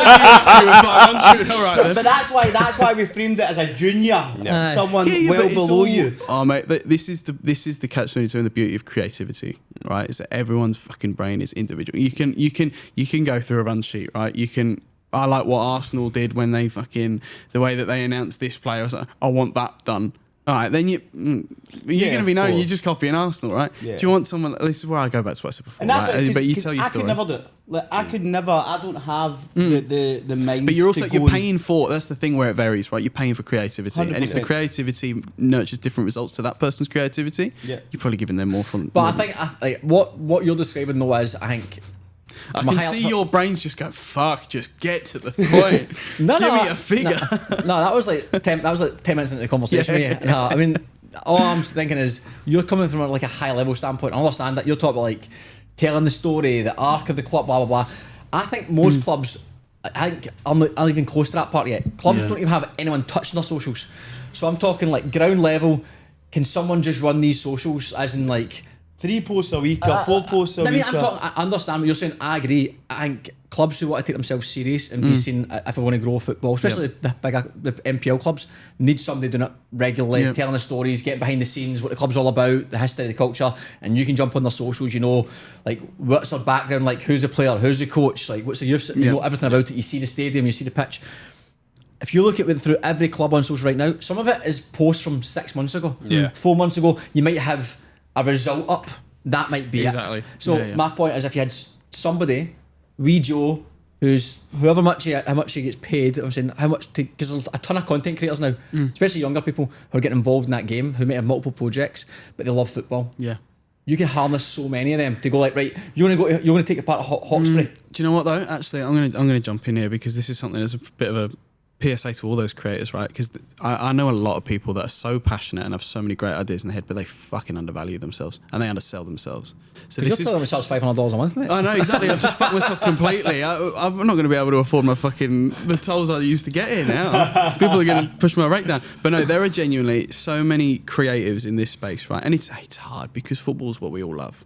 Right, so it's so easy to give yourself up and just be grateful for the opportunity and just go, yeah, man. But I've seen so many people that X age or X stage in their career, they've started taking free work, and then they've just unfortunately creates the expectation, they've kind of consigned right? themselves to that ceiling. Do you know what I mean? So that's where you have to be careful as someone that's coming up, because there are some that are getting way less than they deserve to do some amazing stuff in this industry. So I know, but that's in my opinion, that's on that individual. Just but if you're like, that's not the club's fault. No, of course, no. But that's exactly right. The club's going to go sound. I've got this As a player getting a negotiation up, like I'm talking to Chaz and we're going to go and sign Molchy. Like, if he asks this, we'll give him maximum $1,500 a week, and he walks in and goes like, I'm happy with 800. You're like, magic, mate. There you go. 100%, exactly. So that's where it's all about. But look, this is the thing, right? It's all a career in itself. You don't start off as a 19-year-old, offering yourself. Like, Christ, I was in a position at Sydney FC that was probably way above my experience at the time, and I'm grateful for the opportunity always. But I was the media exec at Sydney at age 19. Not first fucking clue what to do in a high position like that, and I shut the bed and my life was all out of whack, and I left within like 6 months of that role. I went back down to freelance because I was just like, fuck. Too much. Yeah, man. But what I know now, based off of that, you've learned. If I was, you know what I mean? It's all the same in terms of progression. So that's why, and that you can't put X amount of scope on it because it is such a varying thing. Well, I know quite a few people in the content industry. My honest advice to anybody in the content game who wants jobs: this Australian Championship's coming up. Every club wants to be in the spotlight. I would go and pitch my services to these clubs with a package, with an actual number on it, and say, this is what you'll get. Here is your return on your investment. We can get you this many eyeballs for this. This is what I can do for you. And then over deliver. Make it fucking exceptional. So then when it comes to the next season, you're first in line and you've got yourself in the fucking front door. Like, so if you're in the game of content and you want to get involved in football, it's a huge gap. Fucking huge gap in the market. And there's some people who are unbelievable. Charge whatever you think you're worth, fair enough. But that's exactly pitch it to people, go to every single club, you will get a gig, especially the Championship clubs, 110%. So you're saying that, just a last question for you. So you're freelance just now, effectively. So you just do bits of. And that's why, again, I say, I put out a video in April because I used to do a lot of stuff like I used to just talk off my own back where I'm not employed by anyone. Like, I'd go down to it, and that's basically how I got my start. It was like I used to fucking love. I remember Wolves played Mariners in the cup at Win. I had a little accreditation that got me access to like the stands. I wasn't even allowed on the pitch, and there was all these things about video rights and that, about filming from the pitch and stuff. But I was like, I want to make sure I'm at that game and just push out a video. I don't care if fucking 4 people see it. And I think it got like 12,000 views or something like that in the end, which is not too shabby for an 18-year-old just going, guys, I fucking look at this game. This game's cool. You see that, mate? That's the thing. Reviews are interesting, mate. The whole Instagram thing. Like, say any one of you boys, and myself included, are doing a video and I only get 700 views. You're like, imagine you went into a room and there was 700 I know, people. right? Yeah, I know, that's right. it. It's a really positive everybody in the world perspective. to see it. 100%. You only need 1 or 2 people or 3 of the right But it's people to see conversion it. rate as well, and it's that, Yeah, and of that's where you get, because this is the common misconception. I think I'm glad we got onto this topic. It's quite a common misconception about people like digital sort of creators and stuff. Or when I look at what we were able to do like with this space and stuff like that, it's all about conversion into. Yeah, I got 12,000 people watch that video, for example. But how many of them started going to football? How many of them started, like paying for a season ticket?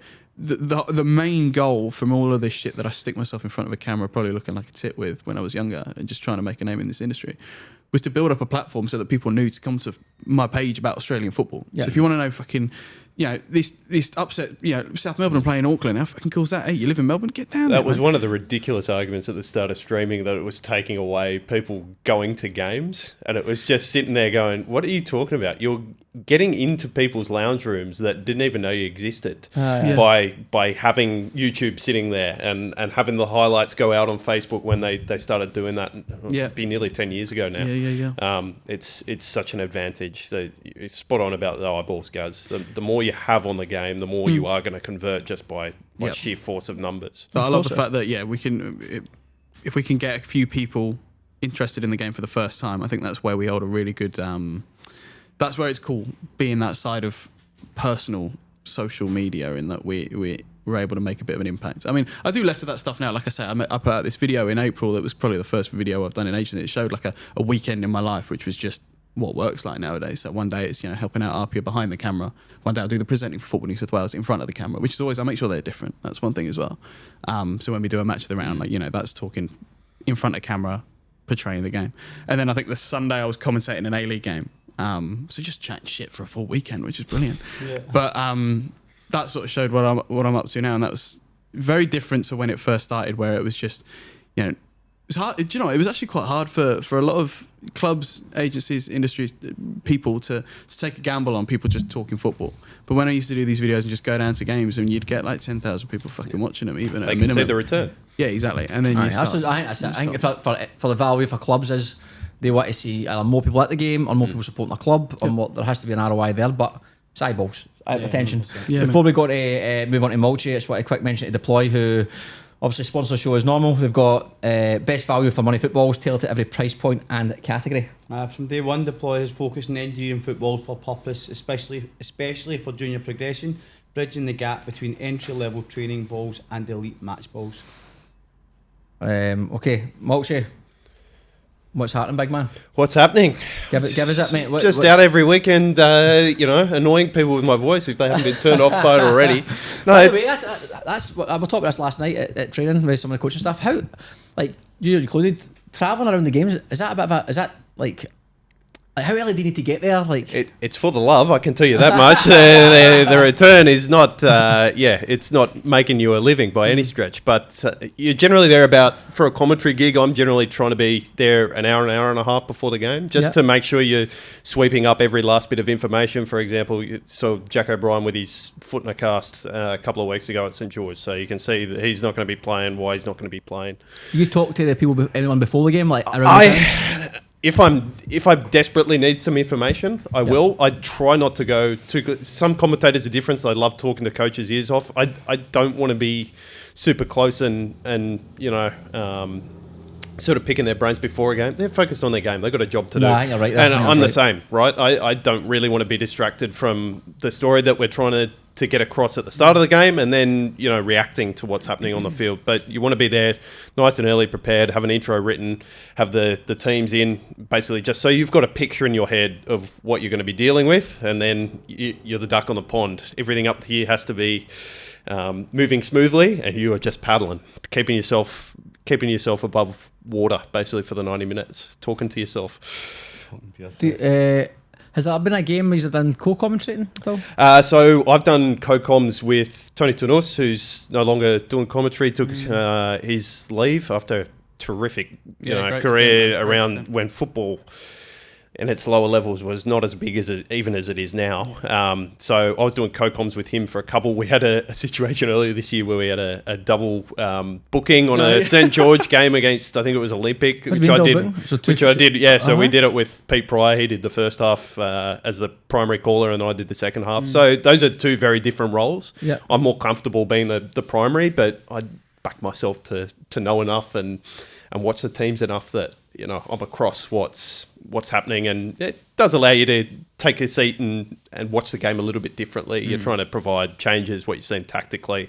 It's a nice little challenge, but I prefer to be on the ball, what's happening, IDing players, and giving you a little bit of background on what's happening with the two teams, where they are in the competition, and perhaps a player who's having a good run of form, or who, in Ryan Futz's scenario, just signed with the club. Yeah. He's got a great story coming down from Edgeworth, where he basically banged in better a goal a game, and then has come down here after a second half of the season where he was leading Northern New South Wales in their Golden Boot race again. So, he looks a good player. Exactly. Yeah, and he was terrific in spirit. So you want to provide that background, basically. You've done the research, so people don't have to. You don't want people Googling while they're watching a game. Oh, who's that lad? You want to be putting that across without showing off that basically, look at all this knowledge I've got about these players. You also don't want to be doing that and just slamming people with information, right? You want to find that balance. Do you do much on the tactical side of things, like learning how clubs play tactically? Perko actually texted me a few weeks ago because I'd missed that he was starting off in a 4 at the back, and I'd read the teams and gone through that they were expecting them to be in a 5, and I didn't pick it up. Just because you're focused on what's happening. And I apologise for that, because it is a mistake as a commentator. So I generally steer, I want to give you an idea of what I'm expecting at the start of the game, first 10 minutes, and then maybe after half time. But then after that, I don't want to be swept away in what's happening tactically. You just want to be focused on sort of what's happening in play. Yeah, exactly. I think that's what people want to hear. I'm just reflecting what I want to hear, basically, when I sit down to watch a game of football. I think that's why I was asking about co-coms. I think that's what professional football does well, where they've got the main commentator, and you have that co-commentator who can drop in a little bit of good tactical analysis, and he gets you... You might not always agree with it, but it gives you... I actually didn't notice that right back's tucked inside all the time there, or whatever it might be. But again, if you don't have that luxury, then it makes sense not to go down that rabbit hole. Exactly. And so your main role is with SEN Sports Entertainment Network. Yes, so I produce our afternoon show with Jimmy Smith. I also look after Den and Kemp's show, and Matty Johns I'm with on a Friday morning as well. So you get a good variance. Jimmy's very ex-NRL player, but very opinion-driven and analytical.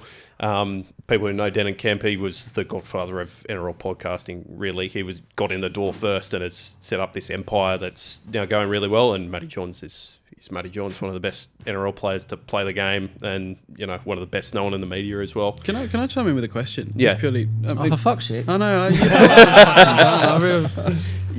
Being able to spend, obviously you had a great coach as well, being able to work with Simon Hill for a couple of years, but spending your whole week around, and this is probably where, being a freelancer, I'm running around, I'm usually chatting to myself, it's only in ear, so I sometimes sound like a fucking idiot that doesn't watch movies or have a life. But when you're around people in sort of sports, obviously not football, but sports broadcasting all week and around personalities, does that, you reckon that benefits you on the weekend when you feel like you turn up to a game and you've been around similar people in similar positions all week? Do you know 100%, because you are listening to basically what you want to reflect. So 100% it's a help, but it's also, you don't want to be caught being a copycat of someone. And I think I maybe got caught in that a little bit early in my career, where the accent was turned up a little bit, and I was trying to sound like Martin Tyler or Simon Hill, whereas now there's a little bit of the English, because I grew up watching Sheffield United and my granddad was from Yorkshire, so I had a little bit of that, and it still probably reflects in my commentary more than it does talking to you now even, and that's not conscious, that's just how I hear football, so I reflect that back, I think, as well. But back to your question, it's you are picking up things all the time, even without noticing, right? Cool. And getting that chance to work with Simon, he was so giving with his time. Every time you asked him for something, he was happy to sit down and watch 45 minutes of commentary and give you some feedback on what he thought you needed to improve. And the biggest thing he was on was the storytelling side of it. okay. You need to be projecting more than what people can see. People who are tuning into football are generally fans of football, so you need to be adding to their experience without interfering with it. It's very proper art, exactly. Difficult balance, but it's something you really enjoy. You want to be like the referee as a commentator. For the most part, you just don't want to be noticed. You want to be, this is part of the experience of sitting down to watch a game of football. There's commentators in professional football. You go, he does man. Yeah, exactly. 100%. The shouters, the screamers, everything's the most exciting thing ever or the worst thing ever. Like overstating things, I think, is a real trap that we can fall into because. You do want to build things up and you do want to make them exciting or dramatic, but I think people recognize very quickly when you're going to that as your base. You need to treat everything on its merits. And I've been very big on this year, the Spirit Leicester comparison has been one that's wouldn't this be great? But this competition where Jude talks about celebrating it can stand on its own 2 feet. Yeah. It's a superb product. And Australian football is so good at being down on itself and, the fact that it's, maybe it's not what's happening in Europe or we're not doing this right, we're not doing this right. There's a lot of stuff we are getting right. And I'm very conscious of we want to tell each story on its own merits rather than comparing it to something that's happening over in Europe or, the fact that Uro's banging goals as much as he is. He's about to go past a record that has stood in this state for 60 years.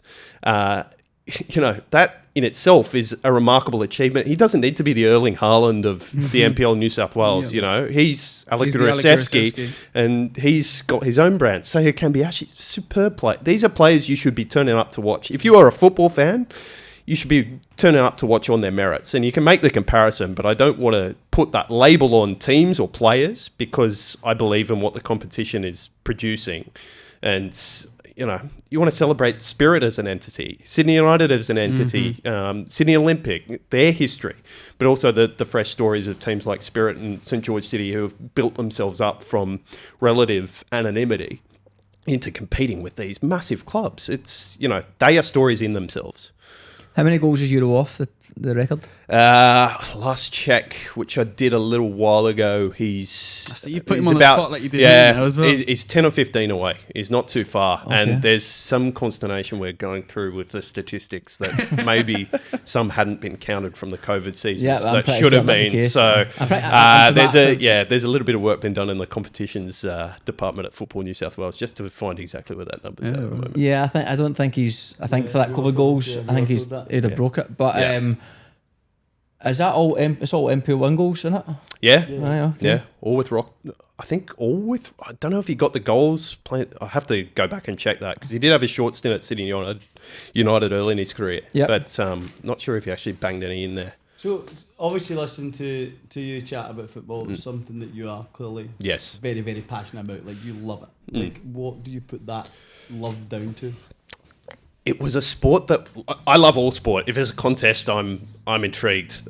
Even to the extent of politics, excites me at times around elections. Like I'm that much of a nerd about competition. You have snails racing, I'd be interested in it. Right after this, mate, that's what we'll do. Yeah, exactly. We're going to do that. We'll get a call going of Gary and Jeff the snails. But the competition is exciting. But I think the thing that took football above it for me was the global nature of it. World Cups are just this melting pot of humanity that no other sport has, and that is the pinnacle for me in terms of sport. That and the Olympic Games to an extent, but football's World Cup, that month celebration really took me in. My first memory of football was 2002, just jumping on Turkey's bandwagon as a 4-year-old and sitting there during the third place playoff against South Korea being upset because they weren't wearing red, because that's why I jumped on them, right? So but being able to know who players like Hakan Suka and Hassan Shas were, that's my memory of football and what has drawn me to it the whole way through. So that the worldwide nature and the fact it's a 360-degree sport, league. I love league as well, but it is so formulaic almost in what it doesn't have those players that get you excited like football. Like a Lionel Messi when he gets on the ball and he's just stood at the top of the penalty area and you go, what is going to happen here? Yeah. Like that is what gets me on the edge of my seat. And then you add in the fans, the unique cultures that football represents. Story. I'm a fan of competition and stories, and football meshes that better than any other facet of life, really, I think. You talk about those players in the top level. Is there any players in the NPL that you really look forward to commentating on? Sayer is the one at the moment, where you go to an APIA game and you just go, what's this guy going to turn up? Uro has been that way in the past just because the sheer weight of goals. But then I love defenders like Jamie Pashevsky at the moment. Like, there's a lot of spirit players I'll go to here because Jamie, the way he's playing at the moment, Anton Mlinaric for Marconi when before he got injured, just the way he would actively fight and bully, opposition strikers just to take them off their game. Those little things you pick up behind play. And in terms of holding midfield, Andre Takami has come in at because we watched him at Wollongong a couple of years ago. And, good player, serviceable, but he's come to you guys and just been superb. The way he's influencing games without really having a stranglehold over them. It's one of those players, mate, one of those guys, and like if you wouldn't notice he's there until he isn't there. Exactly. I love players like that. Andre now, he just keeps it ticking over. Doesn't really give the ball away. Everything's one touch. Very rarely gets marked. It's just one of those players. He's been a great pickup. And I talk about the plays where they're standing on the top of the box. You're wondering what will happen. Ollie Wiggin has actually been that. Since he's come back, man. Real. The pace, the vision, the technical ability. He's got the lot, man.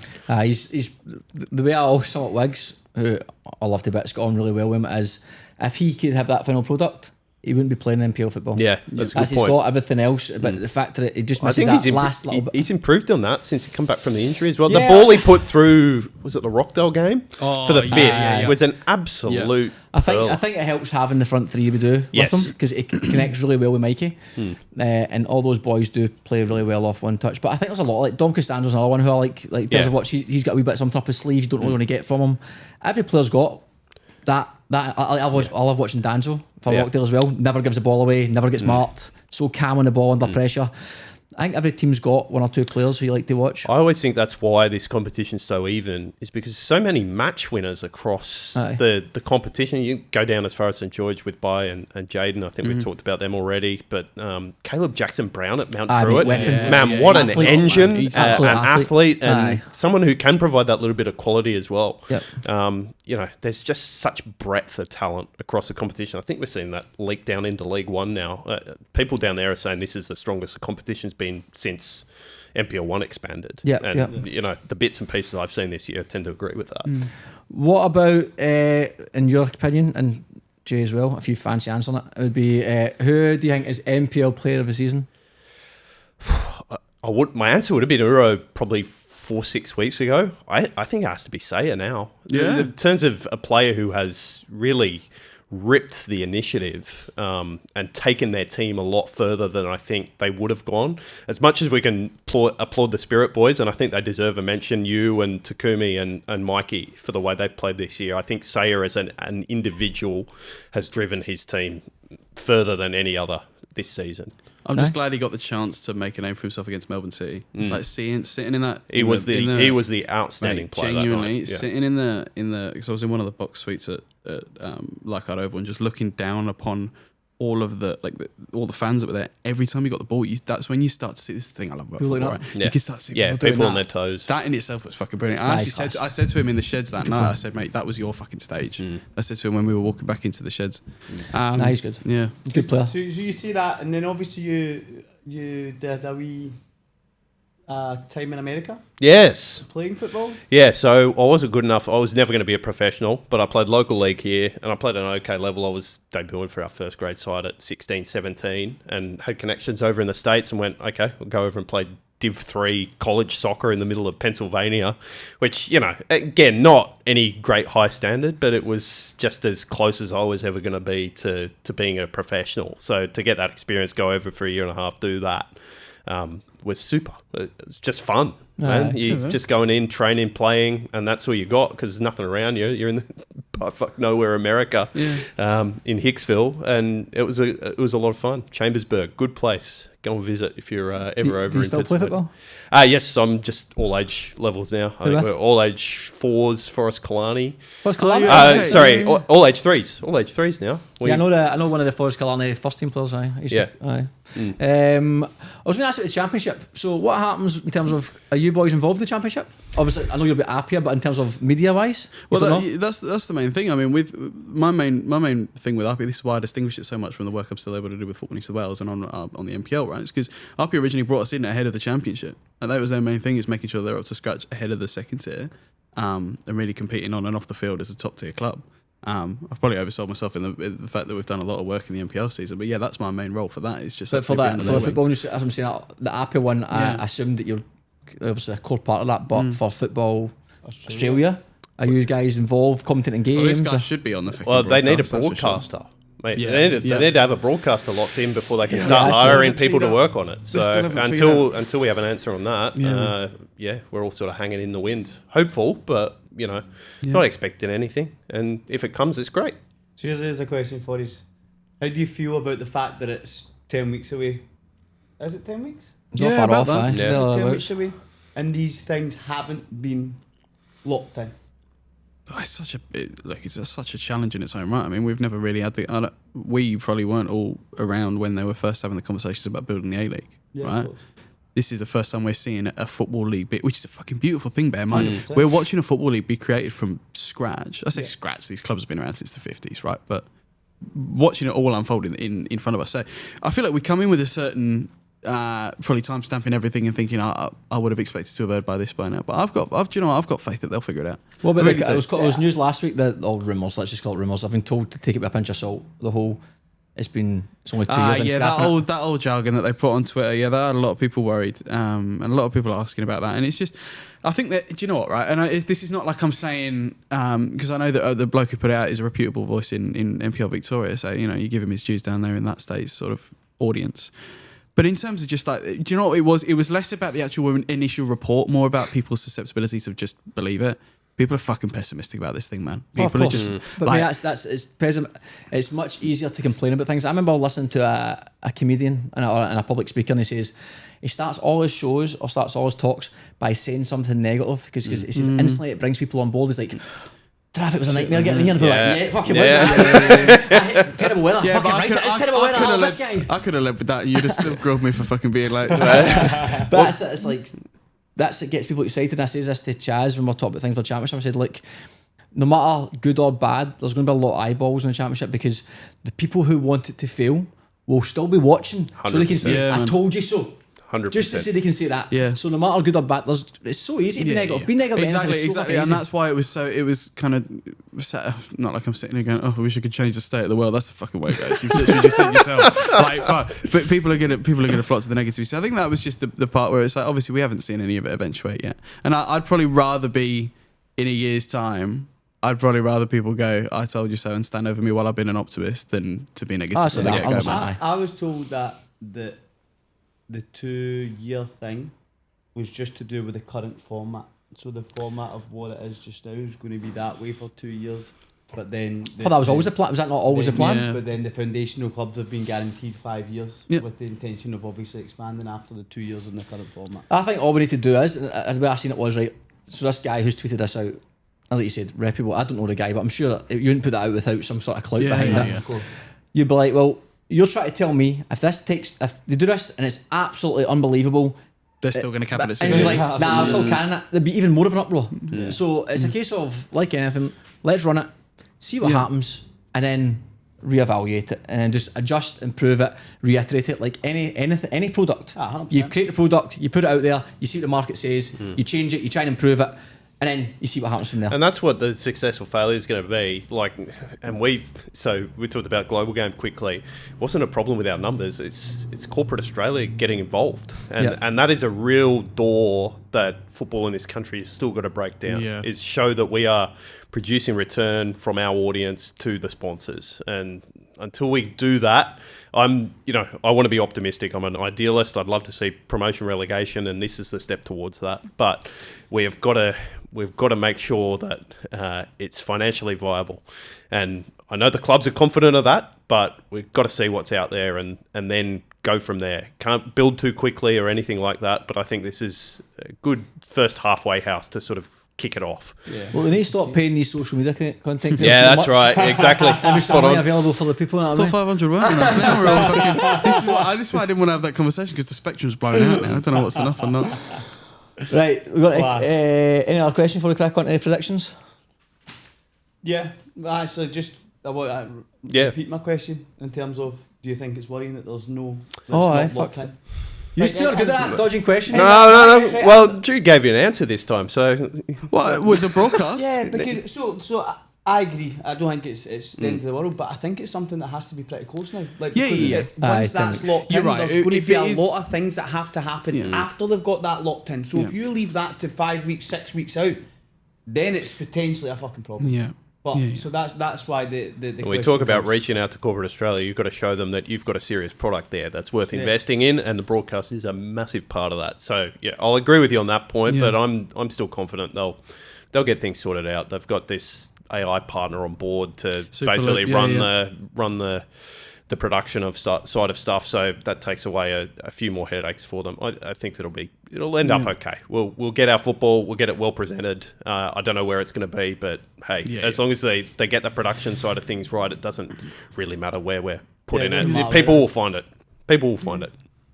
Oh, did you ask a question? Did you? No. Look, same. I think I talk about that we shouldn't have put a timeline on it without we've never seen a football league be built in front of our very eyes. But you're right about the fact that it's going to get close now, and if that isn't a conversation we hear about in the next few weeks, I'll start to worry. Yeah. Do I have trust that it's going to? It's enough of an enticing product within us in the community that it's got to find a fucking loving home somewhere. 100%. That's the thing where I'll be whatever happens with it again. Like we have to wait and see. Hopefully, it's done in the next couple of weeks. One comment I will make: all our numbers on the YouTube channel this year for just people watching live games. I know the case is the same in Victoria, way up, way up on last year. So the interest in the league is there, and I can only imagine the Australian Championship will be 2-3 times that. Yeah. It's got so much potential, man. It's That's, encouraging. that's why I'm being I a agree. constant optimist. And I'm That's trying to right, do that. mate. Like we are fucking hoping everything goes amazingly well. Yeah. Like it's really exciting, as you said. It is really exciting, but I just feel that, as I said, something needs to happen. Pretty Yeah, soon in you gotta terms see of it. How Yeah. it's going to be put out to us all. Yeah. On YouTube, if you're watching this on YouTube, please click the subscribe button. Still 70% of our followers or listeners don't subscribe to the YouTube channel. Just pushing towards subscribers for pushing the content out to more people. Cheers. Class. Predictions. Last week, Jack get 2, Tim get 4, I get 2, you get 5. Poor week. A very poor week. There's 3 games postponed. Ah, okay. 5 Um, out of 9, that's not bad for me, I'll take that. So this week we have Manley versus Olympic, gentlemen. Is that us Friday night at Chroma? Yeah. innit? At Chroma. I'm going Olympic. Oh. Big pitch. Yeah, I'm going Olympic on I'll that go one Olympic, as well. but not by much. Do you know what I mean? Because that's where I think that that Friday night at Chroma might. Olympics record at Chroma is pretty good. Is it? Okay. Yeah, I'll big trust the stat pitch, man. suits the way they play football. I'm going to go draw. Okay. Mount Druitt at home to Wolves. Wolves, man. I'm going to go Wolves as well. Yeah, I'll be boring. Wolves, I'm going to go draw. That's right. At least we're answering questions. pending in Lockie quick. Scott. Yeah, Yeah. Exactly. Marconi at home to Appia. Oh, tasty. Appia have got the bit between their teeth. I'm really liking them on the run in. I think Spirit are going to have to do basically be faultless to win the premiership. I'll go Appia there. Appia. This is huge, man. Yeah. I want to go draw just because that's what I want to happen. No, do you know what? I genuinely foresee a draw. It's one of those games. Right. Yeah. Well, the thing is, Marconi are difficult to break down. Massively. They are difficult to break down. Appia, again, have been known to be scoring a lot of goals, but they haven't in the last couple It's of months. going to be They've interesting scored a as lot well of to see how the boys set up with the trip to Avondale only a couple of days later. Yeah, So. and Marconi have obviously got the midweek game against Central Coast as well. shit, So, I mean, obviously Avondale is going to be bigger. Draw would probably only than help mine. Spirit, really, though. But yeah, no. A draw would be magic for Spirit, aye. That's why I love the idea of But it. I think it's going to be a very interesting. It could go either way. I'm going Appia. I don't know about a lot of goals. Yeah, no. 6-5 or something like that. Watch that. Famous last That'd words. be tight. Sutherland at home to Sydney FC. I want to say Sutherland's going to win the game. There you go. There you go. Curveball. They've got to score. I think I'm still going Sydney until I see different. I'm gonna say that's gonna be a stalemate. I reckon like a 0-0 draw there. No one's gonna break each We've other apart. have had quite a few of them the last few weeks. Yeah, yeah. NPL 2, gents. Tigers at home to Rydalmere Lions. Tigers. Yeah. You'd say Tigers, eh? Tigers. I'm going too. Jets at home to Bankstown. Jets. Yeah, bounce back Jets. Yeah. Need to. Yeah, they do. They definitely do. Bulls at home to SD Raiders. SD. Yeah, Bulls had a funny couple of weeks, haven't Yep. Yeah. Every game there's big, man. they? SD. SD. Just for diversity, I'm gonna say draw. I've gone draw as well. Yeah. And Hills at home to Dulwich Hill. Hills. Whereabouts at Hill sitting? Mid table. Yeah, 8th, 9th. Since Van Egmont came in, they've been been seriously good. impressive. Seriously Impressive. They've They've won been good. 80% of their games, eh? Yeah. Yeah, I'll go Hills. Yeah, Probably right. off their win last week. Might just drop a little. I've gone Hills as well. NPL 3, Gladesville Ride Magic at home to Prospect. What'd you say? Prospect had won their last game. What? They're flying. 1-5 Yeah, give it them. Prospect. Keep that run up. Good on. Prosby. Granville Rage at home to Dunbar. These are two teams I do not know the foggiest about. I'll go Granville. I've gone Rage as well. So Yeah. Granville, You probably know I think 4th or 5th. So Yeah. they're Had maybe the good 6 cup points run. Behind, Yeah. Yeah. behind Prospect in second. Nepean at home to Bankstown United. Nepean weren't having a good year, were they? Manchester United. No. Shocker. Nepean are struggling. Yeah, okay. We will give it to Bankstown. I've went Bankstown as well. And last but not least, Hawkesbury at home to Central Coast United. Oh, Hawkesbury. Benson's Lane after driving down from. Yeah, Hawkesbury. I've gone Hawkesbury. Hawkesbury. That's Yeah, a okay. shocking trip. That is, aye. Hawkesbury. Gentlemen, thank you very much. Thanks for having us, guys. Really appreciate it. Pleasure. Cheers, lads. Cheers. Thanks for letting us see that. Yeah, good episode, man. Yeah. Thanks for having us. What was that guy's name you said? The gaffer was the one. Oh, Danny.